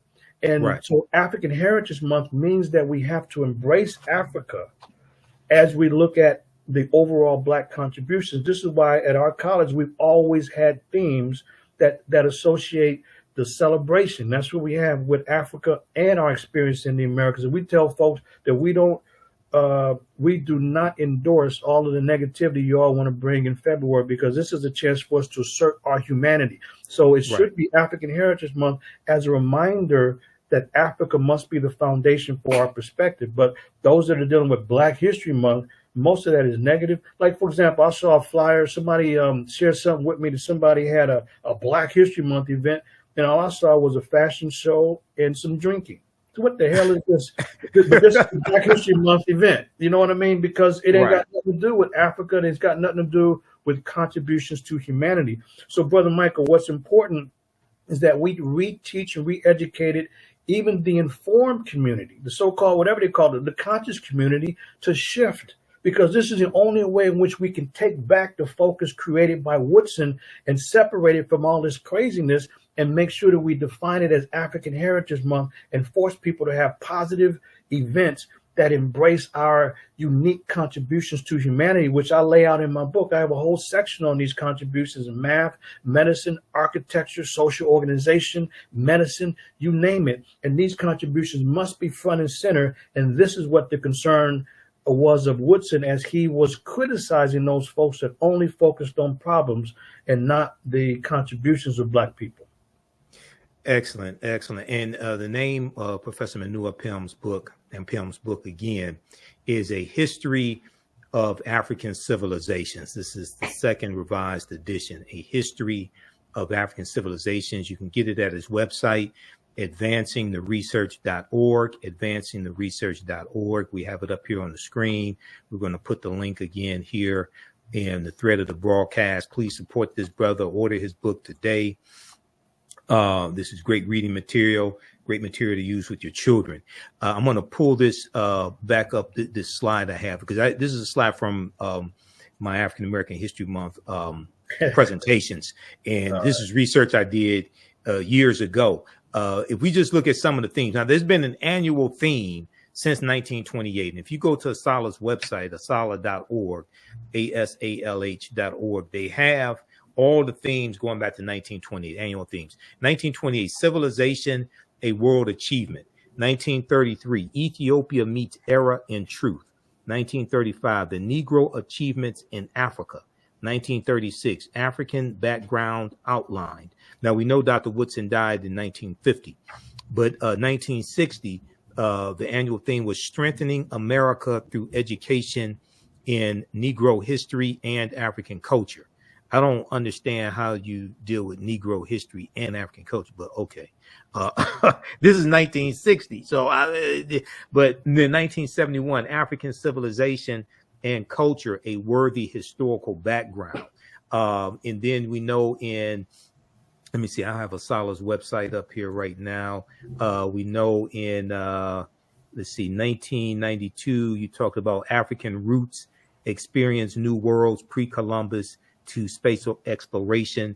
So that was the 500-year commemoration of Columbus setting sail on his first voyage. 1987, Afro-Americans and the Constitution from colonial times to the present, etc. Go ahead and talk about that for a minute. Then I have the article that I was looking for from the New York Times that talks about Brazil and South America. Yeah, these themes, it clearly shows Woodson's consistent and well-rounded focus on Africa. And as you mentioned, he passed in 1950. So when the themes continued in 1960, 1971, 1972, it's because these are people that was still around, that he was mentoring and influenced. But as time has gone on, they've separated. I'm talking about the organization from Woodson's focus on Africa, and the community and the public has fallen into this, unfortunately, of separating Woodson from Africa and separating his scholarship from Africa, because Woodson more and more was focusing on Egypt, Ethiopia. I mean, I can read so many different articles and statements that he made about Ethiopia as the forerunner of Kemet. He says that Ethiopia, Kush came first. It was the forerunner. And his book, Ethiopia and Kush, Abyssinia. The grandmother, yes. Mm-hmm. Go ahead. He's talking about that, and he's mentioning in his book, the Negro in Our History. This is when, in 1922, this is when he starts to focus on this. And the Negro in Our History, this was the definitive textbook for decades until John Hope Franklin wrote his book. But before John Hope Franklin's book, From Slavery to Freedom, Woodson's book, the Negro in Our History, was the standard text. And so every aspect of his work, including the organization, you see it through the themes. You see Woodson's influence on Africa. But Brother Michael, we would never know that today if you read and listen to these scholars today. It ain't that the evidence is hard to find. Like you say, anybody can go to Oslo's website and see the themes and see the other publications. It's not difficult, but of course, now you got to go to the University of Chicago. You can get some of these early volumes and get the articles on. So this is why it was important for me in the second revised edition this is why it was important for me to expand the second edition and include a chapter on Woodson to blow up the myths and misinformation that is across the board. I mean, you know, people who've read a lot, they know about the miseducation of the Negro, but there's a lot of other crucial and critical things that are not known about Woodson because we haven't read deeply enough, and scholars have carefully omitted Woodson's work on Africa. And that's why it's very important for me to get this information out. And when I've been doing presentations, people have been very surprised. Like for example, to show you Woodson's work, as he's the editor of the journal, so Journal of Negro History, Volume 1, Number 1, January 1916. Look, they have the first edition, first issue. This is what was impressive about Woodson. He wasn't writing alone. He had a team of writers that was making this contribution. So Monroe wrote a piece called "The Passing Tradition and the African Civilization." This is the very first issue. And then there's Stafford, who wrote a book, "The Mind of the African Negro," Africans, as reflected in this Proverbs. Then there is, and then there's a book review, another book review, Negro Culture in West Africa. Mm-hmm. So you got this in the very first volume. Woodson pulls together a pool of writers to help support his writing and scholarship in the area. So it's a body of writers focusing on Africa in the very early period, over 100 years ago. And we would never know that until we pull up those themes, which are public. You don't even have to register and become a member to see that. And then, and you got the journal, and there's the bulletin, plus there's Woodson's work. So this is why I added the chapter to the book, in order to blow up this nonsense about the misrepresentation. You talk about the miseducation of the Negro. This is miseducation all over again by his own organization, miseducating people about their own founder. And I'll challenge anybody, because documentation beats conversation. Is right there. And, absolutely. And this is a key. And you know what? This is the second time in my research that I found this. The first was when I was shocked to see that the biggest file that Dr. King kept was his file on Africa and the African liberation movements. So here you got two 20th century giants, and people around them have totally misrepresented the record because they're not comfortable. And not because these men didn't focus on Africa, it's because the propagandists have decided to omit this information. That's why it's so crucial, brother, to challenge people and make sure that we begin to call it and conceive of it and execute February as African Heritage Month, to break away from the craziness around Black History Month, where you got nothing but superficial events that have nothing to do with Woodson, and we should not want any part of that. And just to give people example, if they don't know what I'm talking about, they had an event at UC Berkeley out here a few years ago. It was some black guy. He had apparently success at getting some white nationalists out of the KKK. So that became a Black History Month event to show his success in getting some white supremacists out of the KKK. And they put that on our website at the college. Somebody told me about it. I said, you know what? You got a few minutes to take that nonsense down. So we don't support that. How in the hell does this become a part of our sacred celebration? You know, it's about achievements, accomplishments and contributions in the world, and to assert our humanity and not deal with all of the negativity that we hear and know about and learn about all the time. We cannot always associate Black people with a problem, but that's why I'm focusing on it and really telling the community we got to break away and move forward in February in the Woodsonian tradition and embrace Africa. Exactly. And just so people know, Dr. Woodson chose the second week in February, not because February is the shortest month of the year, but because it contains the birth dates of Abraham Lincoln and Frederick Douglass, the assumed birth date of Douglass. Douglass didn't know his exact birth date, so he took the birth date of February 14th. Most of us know that as Valentine's Day. And then Abraham Lincoln's birthday, February 12th, because going back to when Frederick Douglass dies in 1895.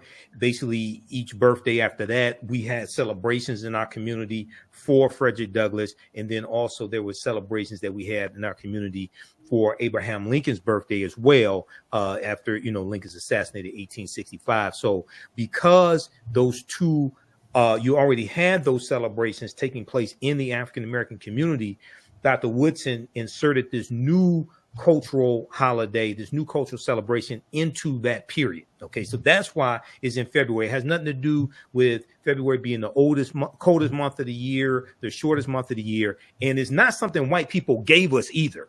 Right. I hear this myth also. White people gave us the month of February. No, we took it. Okay, we created this.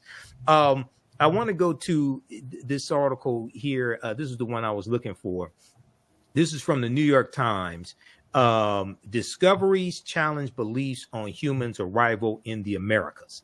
Okay, and it talks about Sarah de Capavera, which is what you were talking about. This is from March 27th, 2014, Simon Romero for the New York Times. It talks about Dr. Guidon, who you mentioned, and this is one I use in my classes, but it talks about right here.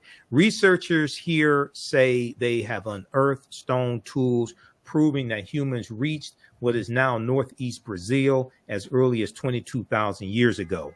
The discovery adds to the growing body of research upending a prevailing belief of 20th century archaeology in the United States known as the Clovis model, also called the Clovis culture or what have you, in New Mexico, which holds that people first arrived in the Americas from Asia about 13,000 years ago. So I think this is what you were talking about?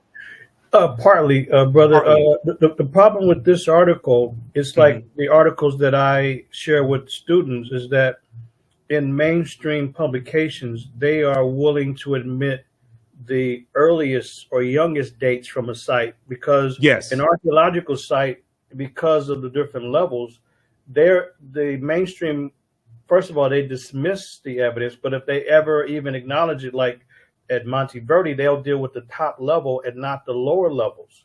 And so Professor Guidon did not come up with 22,000. Professor Guidon specifically and her team, they dated the page of Ferrata, so that the 48,000. So Professor Guidon, they dated the page of Ferrata site, which is in the Sierra de Capavera National Park. And so in the national park, Sierra de Capavera National Park, the page of Ferrata is 48,000 years ago. And that's before the charcoal at the hearth. The hearth, this dates it now to 56,000 years ago. So yes, it's the same site, but this article is mixing up.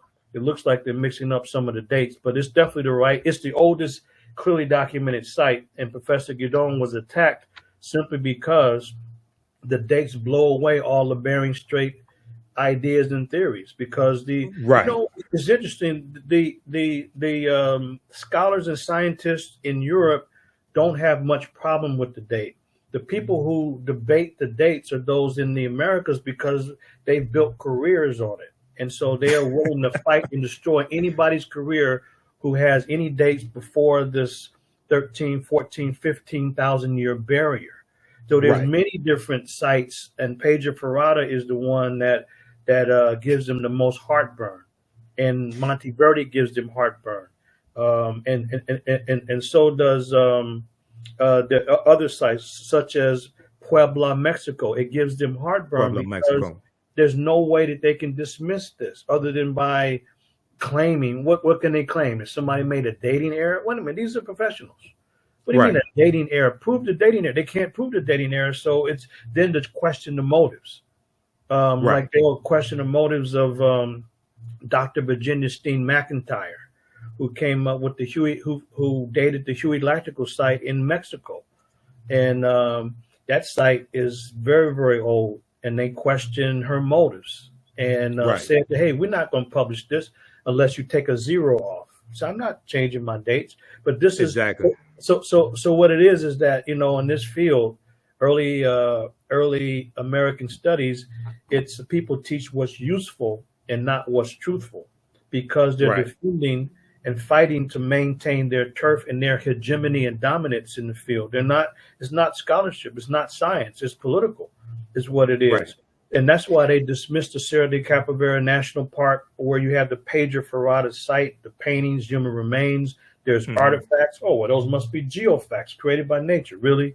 This is an absolute artifact. This is coming up with stuff. It's the kind of intellectual gymnastics and somersaults that the dishonest people who represent the BS theory are right. The Bering Strait theory.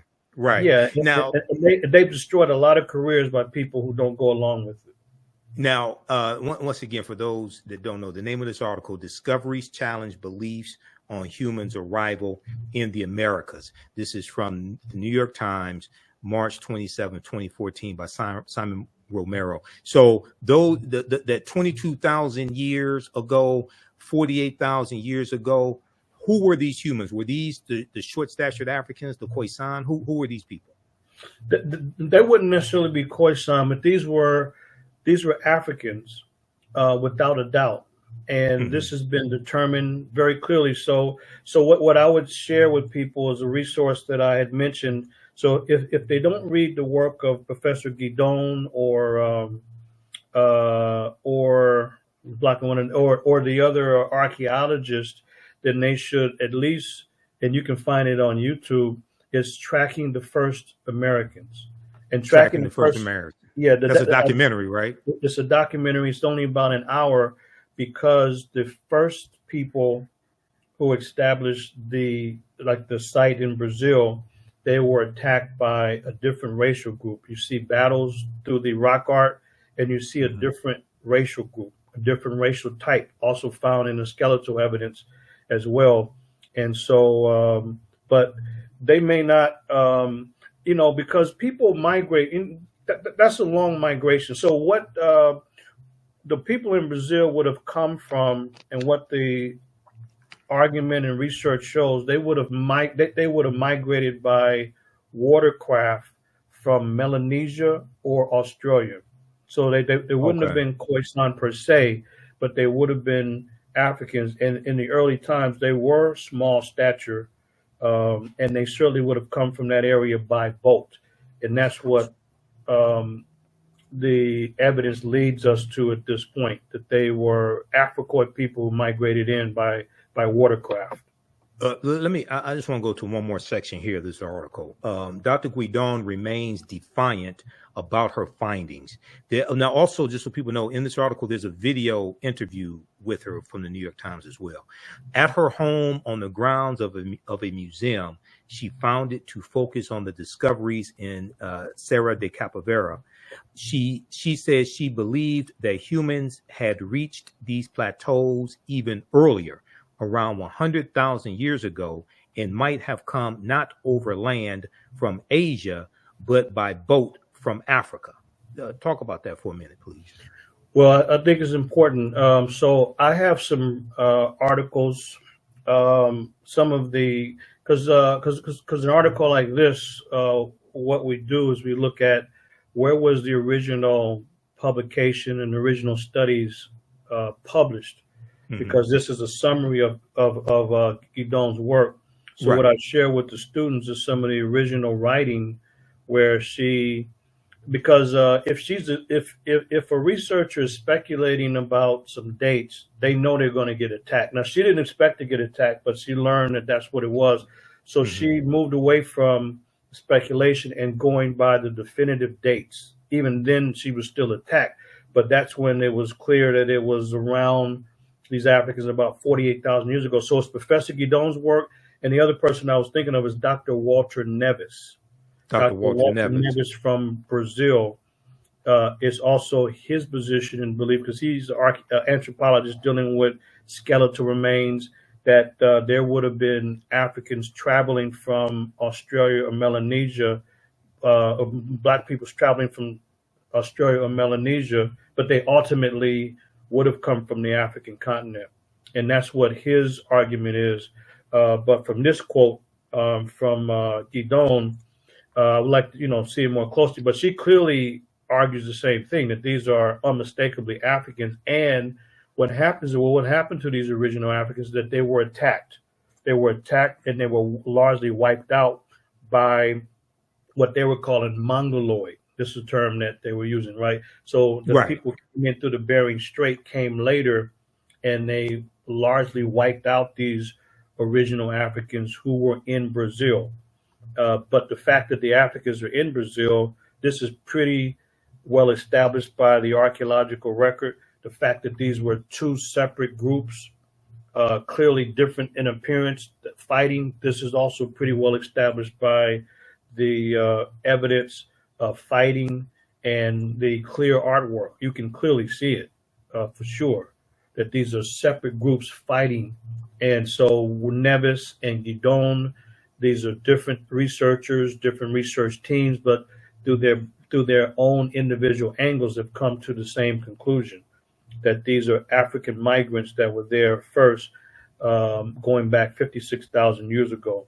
And Neves and Guidon both, and this is upsetting to the Bering Strait theorists, because yes, it is. They come by David Hopkins, because David Hopkins, when he wrote the Bering Strait Land Bridge, when he wrote his work in 1967 or so, that's when scholars started to then promote not just the Bering Strait theory, but the Bering Strait fact, that people came in through the north and that no one else could have been in the Americas, because in their mind, no one could have traveled other than by foot. They didn't have the ingenuity or the creativity to travel by watercraft, which is absurd. The waters have never been a barrier to travel. They've been a facilitator of travel. And it's people in the U.S. who mainly have problems with it. But people in South America, scholars in Europe, scientists in Europe, they don't have the same issue. But the Americans, they do, because it's political. Because, and one thing people should know, why would somebody fight facts? Or why wouldn't they if they're the top of the class? That people have to buy their books. And when they turn those books into textbook, they're making go ahead and keep talking for a minute. I'll be right back. Go ahead and so they're making a lot of money with textbooks. They get a good salary, very nice lifestyle, and they give exclusive interviews, which helps to elevate their stock, elevate their status. And when they're at the top of their field, you would think that people would just be humble. Not at all. If someone comes up with a new discovery, they don't call to congratulate, they will attack. And this is what the standard is. If somebody doesn't know that, they're naive. This is exactly what happened. This is why Michael Cremo and his colleague wrote the book Forbidden Archaeology. Forbidden Archaeology. In other words, archaeological discoveries that have been attacked. So this is why Forbidden Archaeology is a very important resource, because Cremo is putting together archaeological discoveries in one book. And he uses the case of Dr. Virginia Steen McIntyre at Huey Lactical, Mexico, to show that not only did the Bering Strait theorists, they like the Bering Strait Mafia, not only did they end Dr. McIntyre's career as a respected researcher at the U.S. Geological Survey. The last I checked, she was working at a nursing home as a gardener, but they don't allow anybody to challenge them. So that's why I call them the Bering Strait Mafia. They've ended a lot of careers because they're defending their turf just like a gang member or a thug would do. And you say, well, why would a scientist? Because it's about money, clout, and influence. That's why. And that's what we have in early American archaeology. This is why I spend time on it, to teach students research methods and introduce them to a lot of the original records and the evidence. And I say, you make your mind up. Here's the evidence from Neves and Guidon and all of the other scholars. What do you think? What do you think you're looking at? But it's so many different sites. There's no way to deny all of them. And that's exactly the first unit. That's actually the first unit in my U.S. history class, part 1, and we deal with the Bering Strait theory. And then by the time we finished the Bering Strait theory, meaning people migrated from the north, from Asia into North America, and became the first inhabitants of the Americas about 14 to 15,000 years ago. That's what the theory is. But by the time we learn the theory and look at the evidence against the theory, then students know why we refer to it accurately as not the Bering Strait, but the BS theory. The BS theory. Okay. Now, I'm just curious. You're talking about different archaeologists. Are you familiar with Dr. Albert Goodyear at the University of South Carolina? Archaeologist at the University of South Carolina. No, I don't think I am. Okay, so I first found out about Dr. Albert Goodyear from my friend who's now an ancestor, Dr. David Imhotep. And Dr. David Imhotep wrote the book, The First Americans Were Africans, Documented Evidence. And actually, when the article from the New York Times that I just showed you, when it came out in 2014, I sent that to him as well, because he's been saying that the African presence in a lot of these areas is older than what we've been told. And he gave the example. He was the one that told me about 56,000 years ago in South America, in Brazil, specifically Brazil. So I just wanted to ask you about this. So there's an article, and the jury is probably still out on this discovery, but this dealt with this. Article came out. All the news outlets had stories on this. This particular one is from NBCnews.com. Mastodon bone findings could upend our understanding of human history. And this article is from, if people want to read it, April 26, 2017. But the main thing that I wanted to focus in on here is they mentioned Dr. Albert Goodyear, and I'm familiar with some of his work. But the article, going to your point, how archaeologists who put forth evidence that contradicts the status quo in archaeology, especially evidence that goes against the Clovis culture model or the Clovis model, they are attacked. This article says, and the archaeology mainstream is very unforgiving of researchers who challenge the accepted dates, said Albert Goodyear Dr. Albert Goodyear of the University of South Carolina, who's been working to prove for years, FOR, for years, that stone tools found in a South Carolina site date to as long as 50,000 years ago. Now, Dr. Albert Goodyear is a white man, just so people know. He said, quote, there is a lot of ignorance and arrogance about just how little we know about the Western Hemisphere. And so he was not involved in this discovery in San Diego dealing with the mastodon skeletons. He said, these things are very controversial. Okay, very controversial. But he did say the discovery in San Diego is compelling. And let me see. Now, okay, so just go ahead and comment on that. And the reason why I wanted to bring that up is because the discovery that he made in Allendale County, South Carolina in 2004, he and his team said they found 13 different types of evidence documenting a presence of humans here in this land. So it'd be the South Carolina, Georgia area. Going back, he said it dates back at least 51,700 years ago. Okay, but just talk about what he's saying when archaeologists present evidence that contradicts mainstream archaeology, how they get attacked.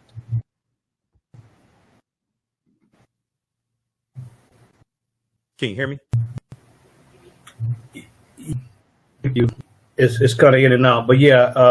So I think to talk about that's a one of a number of episodes where people have been attacked because they challenge the Bering Strait Mafia. And the Bering Strait Mafia, they're very fierce. They're fighting for turf. It's not about evidence. It's about ideology and maintaining their turf and their financial status.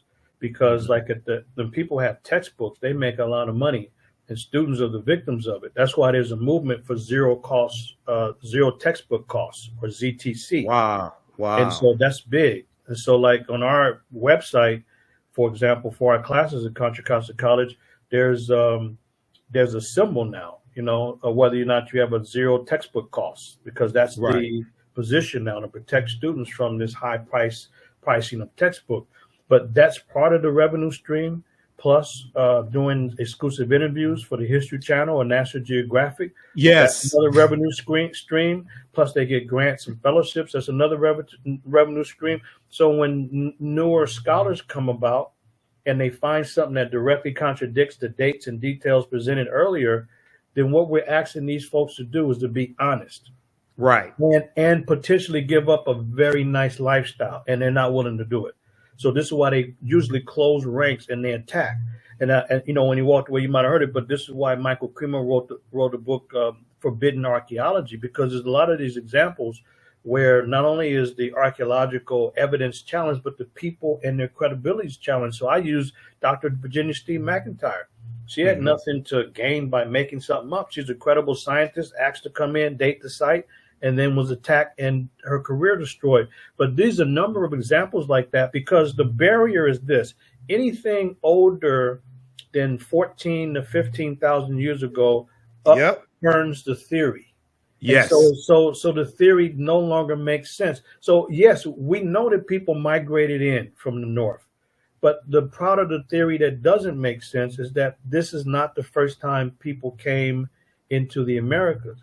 That's the part that breaks down. Yes, we know they migrated in, but there were people already in the Americas. So that example that you're referring to from South Carolina is one of many, many examples throughout North America, Central America, South America, that flat out and directly contradicts this position.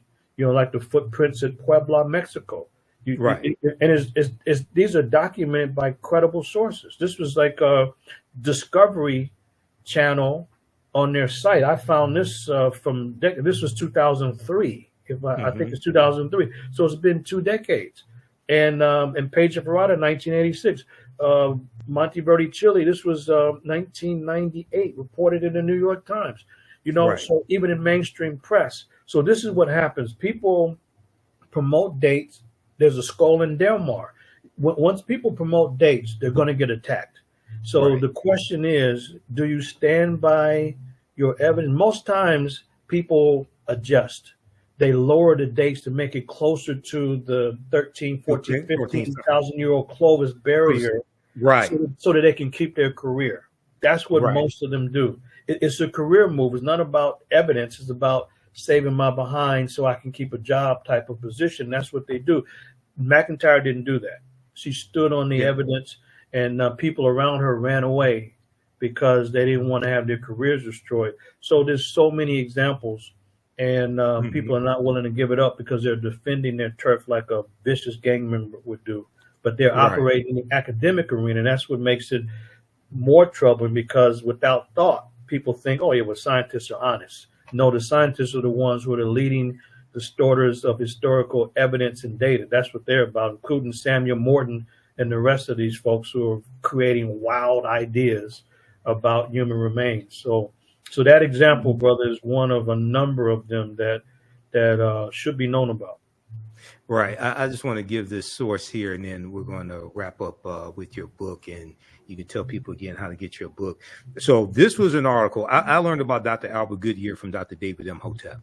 Everybody can go read this article. This is from ScienceDaily.com, and there were other articles when this came out. This article came out November 18th, 2004.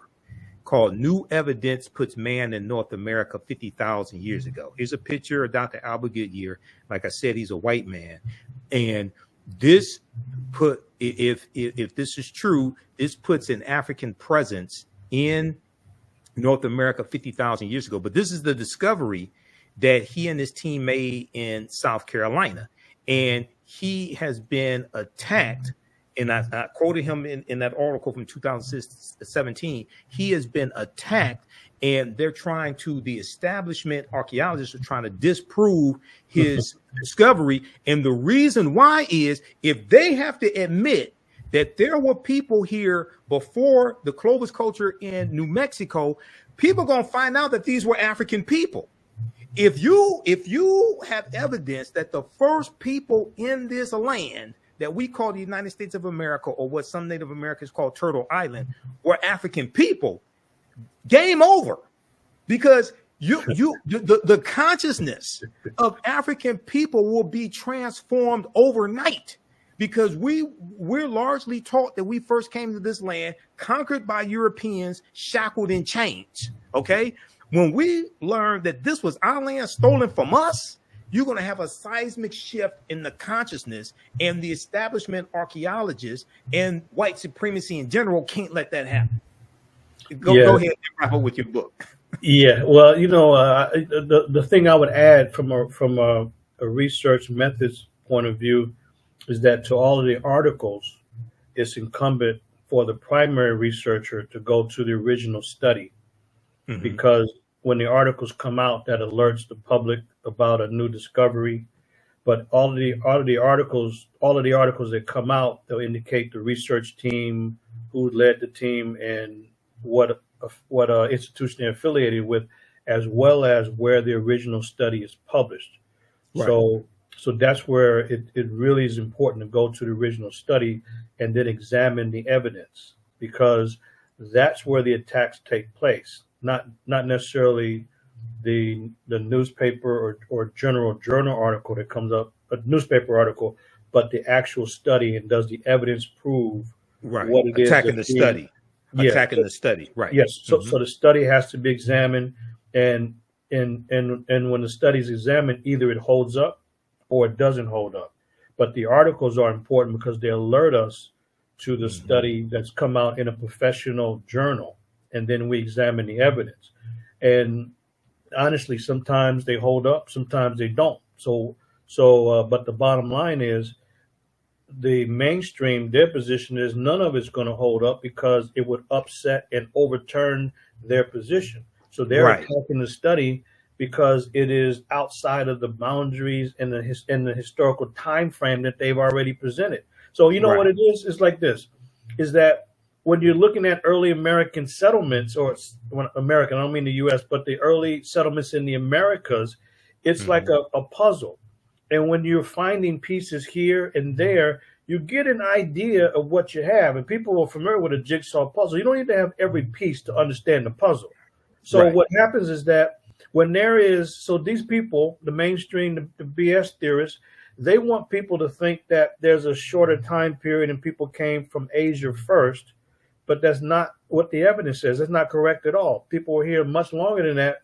So they're looking for anything that fits their theory. So when someone comes up with evidence far older than what is being claimed, then instead of saying, well, wait a minute, maybe we have the whole jigsaw puzzle as configured wrong because this piece does not fit in at all. So rather than saying, well, let's reconsider the layout of the puzzle because this is clearly a piece of the puzzle and it doesn't fit, they don't do that. They throw out the piece and try to find something to fit the fake and phony puzzle that they put together in the first place. It's an a priori assumption. It's a prior assumption that doesn't fit the evidence, and that's what we deal with. So that's why it's really incumbent of going directly to the study to see, because there's been some claims that have been challenged, and probably rightfully so, but there's a whole body of them that are absolutely credible, that cannot be overturned, that can't be credibly challenged, but the Bering Strait theorists somehow do challenge it, and so that they can reach the conclusion that they know better, and therefore let me keep my prominent lifestyle and my prominent name out there because we got there first and we know better than anybody else, and that's pretty much what happens. So it's always amazing. And this is what I really train people in terms of the research methods, is that we go directly to the source, we examine the evidence, because if you're doing primary research, you're doing original research, but you do have to rely on the work of others, but there has to be a critical assessment of it. And by the way, in the world of archaeology or early African studies or early American studies, if somebody's claiming a discovery, and this is what I share in my book, the whole first section of the book is about research methods. In the introduction, it's got to be two things that have to be established. If someone claims that they made a discovery, it's two things, and I have this laid out methodically in the book. Number one, you have to show in situ photographs. In situ photographs means they're photographs in the situation in which you claim to have found the artifact or the human remains. So you can't just take a artifact, for example, and say is old, and then you clean it up and then you put it against a wall for a nice background and claim and tell us that this came from this site. We don't know that. We weren't there. That's not good enough. You can't clean it up and then dust off all of the dirt and put it up. We want to see the photographs of which you claim to found it in that situation. It's called in situ photograph, a series of them. And also there has to be a detailed written report as well to explain all these details. And now with photography and video, that's another requirement.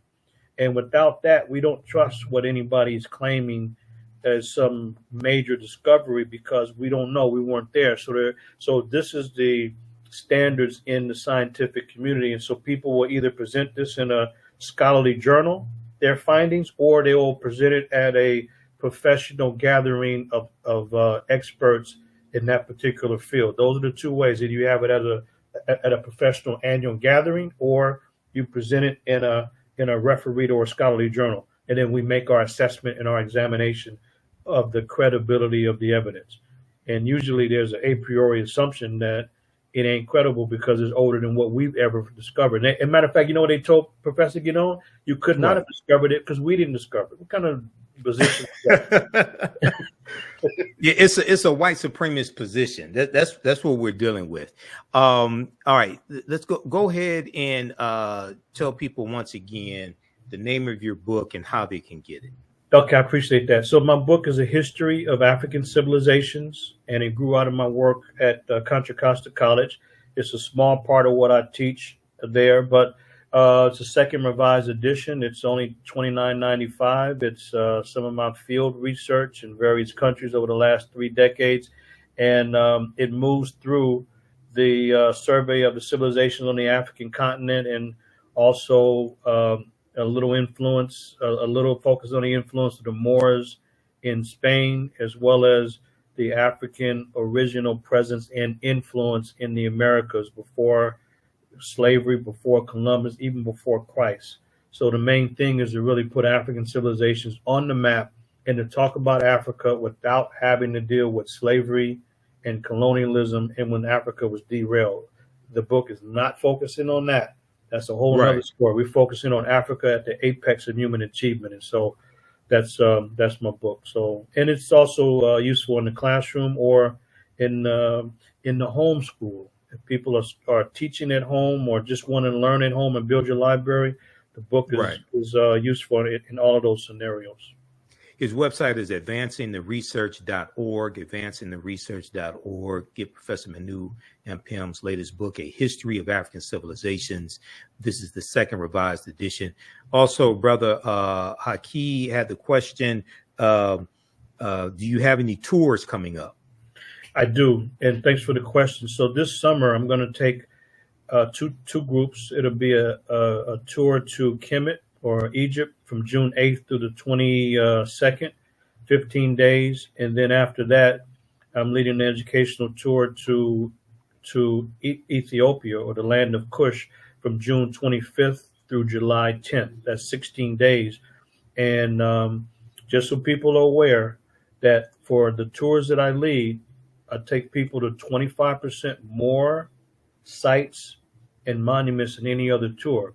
It doesn't mean the other tours don't have value, but we go to 25% more locations. So the tours, you can reach me, probably the easiest way is through Facebook, YouTube, or just at Manu Ampim at Gmail. Manu Ampim at Gmail. And then you can learn about the tours because the deadlines are coming up in April. So there's still room for both Kemet and Ethiopia, but the deadlines are coming up. Kemet and then Ethiopia.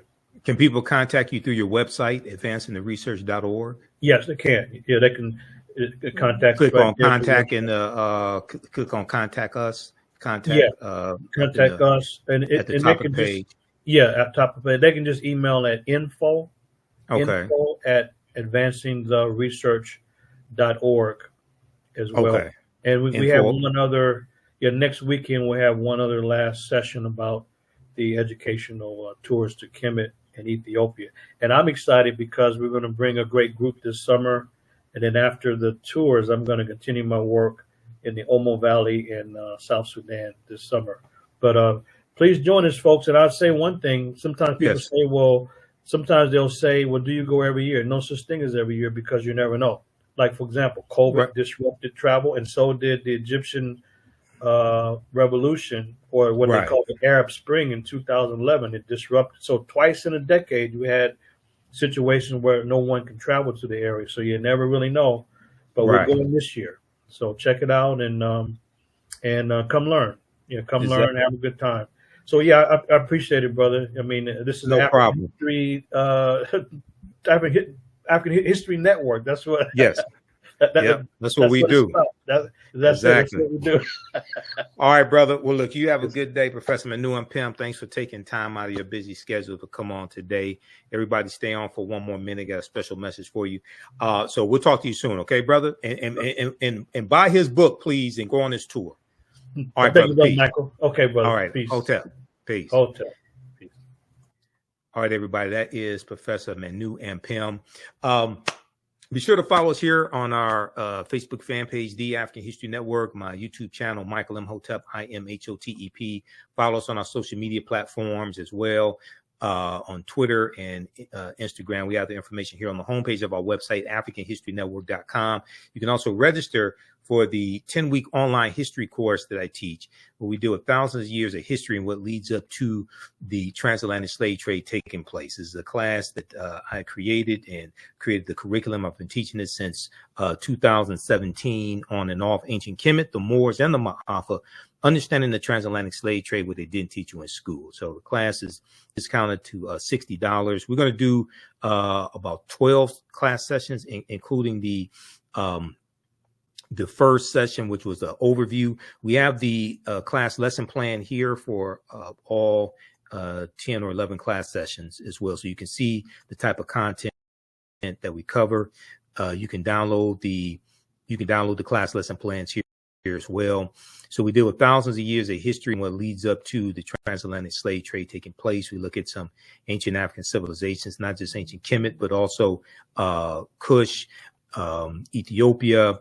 We look at Great Zimbabwe. We look at Hannibal Barca and Carthage. We talk about the African Moors as well. We have a preview of the class here also. So you can register for it. Click right here to register for the class. We do the sessions live. All the sessions are archived and recorded, so you can go back and watch it anytime. So a year from now, 2 years from now, you have full access. You can go back and watch the entire course, okay? Our next classes are Saturday, April 6th, Saturday, April 13th, April 20th, April 27th, 2024. And we do the classes usually 2 p.m. to 5 p.m. Eastern Standard Time. We may have one last class session after April 27th. We have to see how much we can cover, okay? But as soon as you register, you can start watching the content. And we're going to post the link right here, so you can start watching it right now as soon as you register for the class. The content is PG-13, so you can use this with your children. There are 80 to 100 articles that we reference in the class. There's like 15 books. You don't have to buy any books to follow along in class. And we talk about this here in the lesson plan. Okay, we can't start studying our history and slavery. Even when we study the transatlantic slave trade, which is important, we can't start in 1619 or the 1440s. When the Portuguese get involved, we have to deal with hundreds of years, deal with the 800-year occupation of Europe by the Africans known as the Moors, also deal with some of the history of the Khoisan, who go all around the world. There are 200 slides, over 200 slides that I put together in our PowerPoint presentation that we'll look at. There are 80 to 100 articles that we'll reference. So I picked out the articles. There are 15 books that we reference. So we show you excerpts of the book on the screen. You don't have to buy any of the books if you don't want to. They're good for your library if you want to. Also, we'll look at excerpts of interviews that I've done with some of our scholars, like Professor James Small, Professor Kabahai Kamene, Anthony Browder, Tony Browder, who wrote Nile Valley Contributions to Civilization and Egypt on the Potomac. We use those two books. Those are two of the books we use in the class. Also, we'll look at excerpts of interviews that I've done with Runoko Rashidi and some other scholars also. Okay, so we do the sessions live. All the sessions are recorded. You can go back and watch it anytime. All right.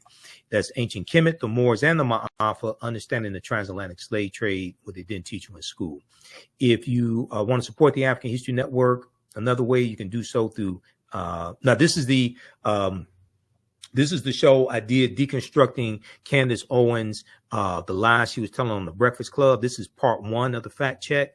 This was 2.5 hours, and we got into some deep history. I provided sources, dispelling a lot of the nonsense she was talking about. Part 2, we're going to do that on Sunday, April 7th.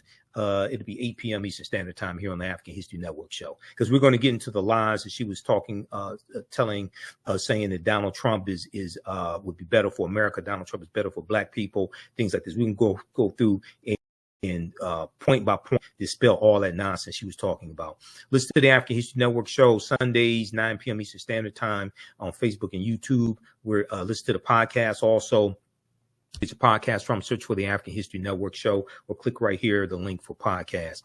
Then we have our Cash App and PayPal information here. $ the AHN show through Cash App, $ the AHN show through Cash App, also through PayPal, paypal.me/the AHN show. This helps us keep doing the research, stay on the air, pay some of the bills, finance the research, finance the broadcast, etc. Pay for these services that I have to use to do these broadcasts and run the African History Network. This is our official Cash App account, $ the AHN show, SHOW. When you go to say Michael, these other ones here, and it's like 5 fake African History Network Cash App accounts I've identified that they're stealing money from us. You can click here on our link. It shows our QR code. So this is our Cash App account, and we have the link here for PayPal as well. Okay. And lastly, we have a bundle pack where you get 15 of my lectures in digital download format. That is African History Awakens the African Mind from Mental Death. African History Awakens the African Mind from Mental Death. We have it in digital download format, so you can download the videos and keep them. This is at our website, AfricanHistoryNetwork.com. This is on sale, half off is on sale, $75. It's 15 of my lectures, including my lectures dealing with the film Black Panther and dealing with the African cultural influences in Black Panther and how the film Black Panther relates to African history, culture, language, spiritual systems. We have lectures dealing with that I've done dealing with Malcolm X, the distortion of the legacy of Dr. Martin Luther King Jr., six principles of political self-defense, because I'm also a national political commentator. A lot of people see me every Friday on Roland Martin Unfiltered. I've been on Roland's show pretty much every Friday since October 2020. So I'm not just a historian. I'm a national political commentator, radio show host, lecturer, etc., researcher. I taught entrepreneurship for 7 years. My degree's in business administration from Wayne State University. So there's a lecture that I did, 13 Forms of Wealth, Keys to Entrepreneurship and Economic Empowerment. Ancient Kemet, the Winter Solstice and the History of Christmas. This is a double lecture that I did with Dr. David Imhotep, who wrote the book, The First Americans Were Africans, Documented Evidence. So we did this double lecture here in Detroit a few years ago. Redistributing the Pain, How African Americans Fought Back with Economic Boycotts. The Light of Ancient Egypt Awakens the African Mind to Economic Empowerment. Ancient Africans in America Before Native Americans, Columbus, or Slavery. Great African Women in History, the Mothers of Civilization. That's a 4-hour lecture that I did. Great African History, the Mothers of Civilization. And then we have a Black Panther analysis for children. I was speaking to about 60 African-American children and their teachers. These were 5th through 12th graders. Okay. We did this here at the Charles H. Wright Museum of African-American History. Then also African-American resistance in the era of Donald Trump, voter suppression, reparations, and how elections have consequences. Okay. So, and then you'll get the presentation I did dealing with Black Panther Wakanda Forever. I did that in November 2022. So you actually get 16 lectures. Okay. So African-American History Awakens the African Mind from mental death. That's a bundle pack. If you want it on DVD, it's $100 if you want that bundle pack in DVD format. All right. Okay. So we're going to get out of here. Remember at the, let me post this here. So we have the Cash App, PayPal information also. Hopefully you learned a lot today. Give us a thumbs up, give us a heart, give us a like on this broadcast. You can go back and rewatch this as well, and watch the show that I did with Candace Owens. Also, we have the broadcast that I did dealing with the history of Easter, Easter origins, pagan traditions, and then African Americans and the Exodus. You can watch that also. That's streaming on our social media platforms as well, Facebook and YouTube. Okay. We have the Cash App, PayPal information here. Remember, at the African History Network, we focus on educating and empowering and inspiring people of African descent throughout the diaspora and around the world, because right now it's correct wrong behavior. It's not over till we win. Wakanda forever. We'll talk to you next.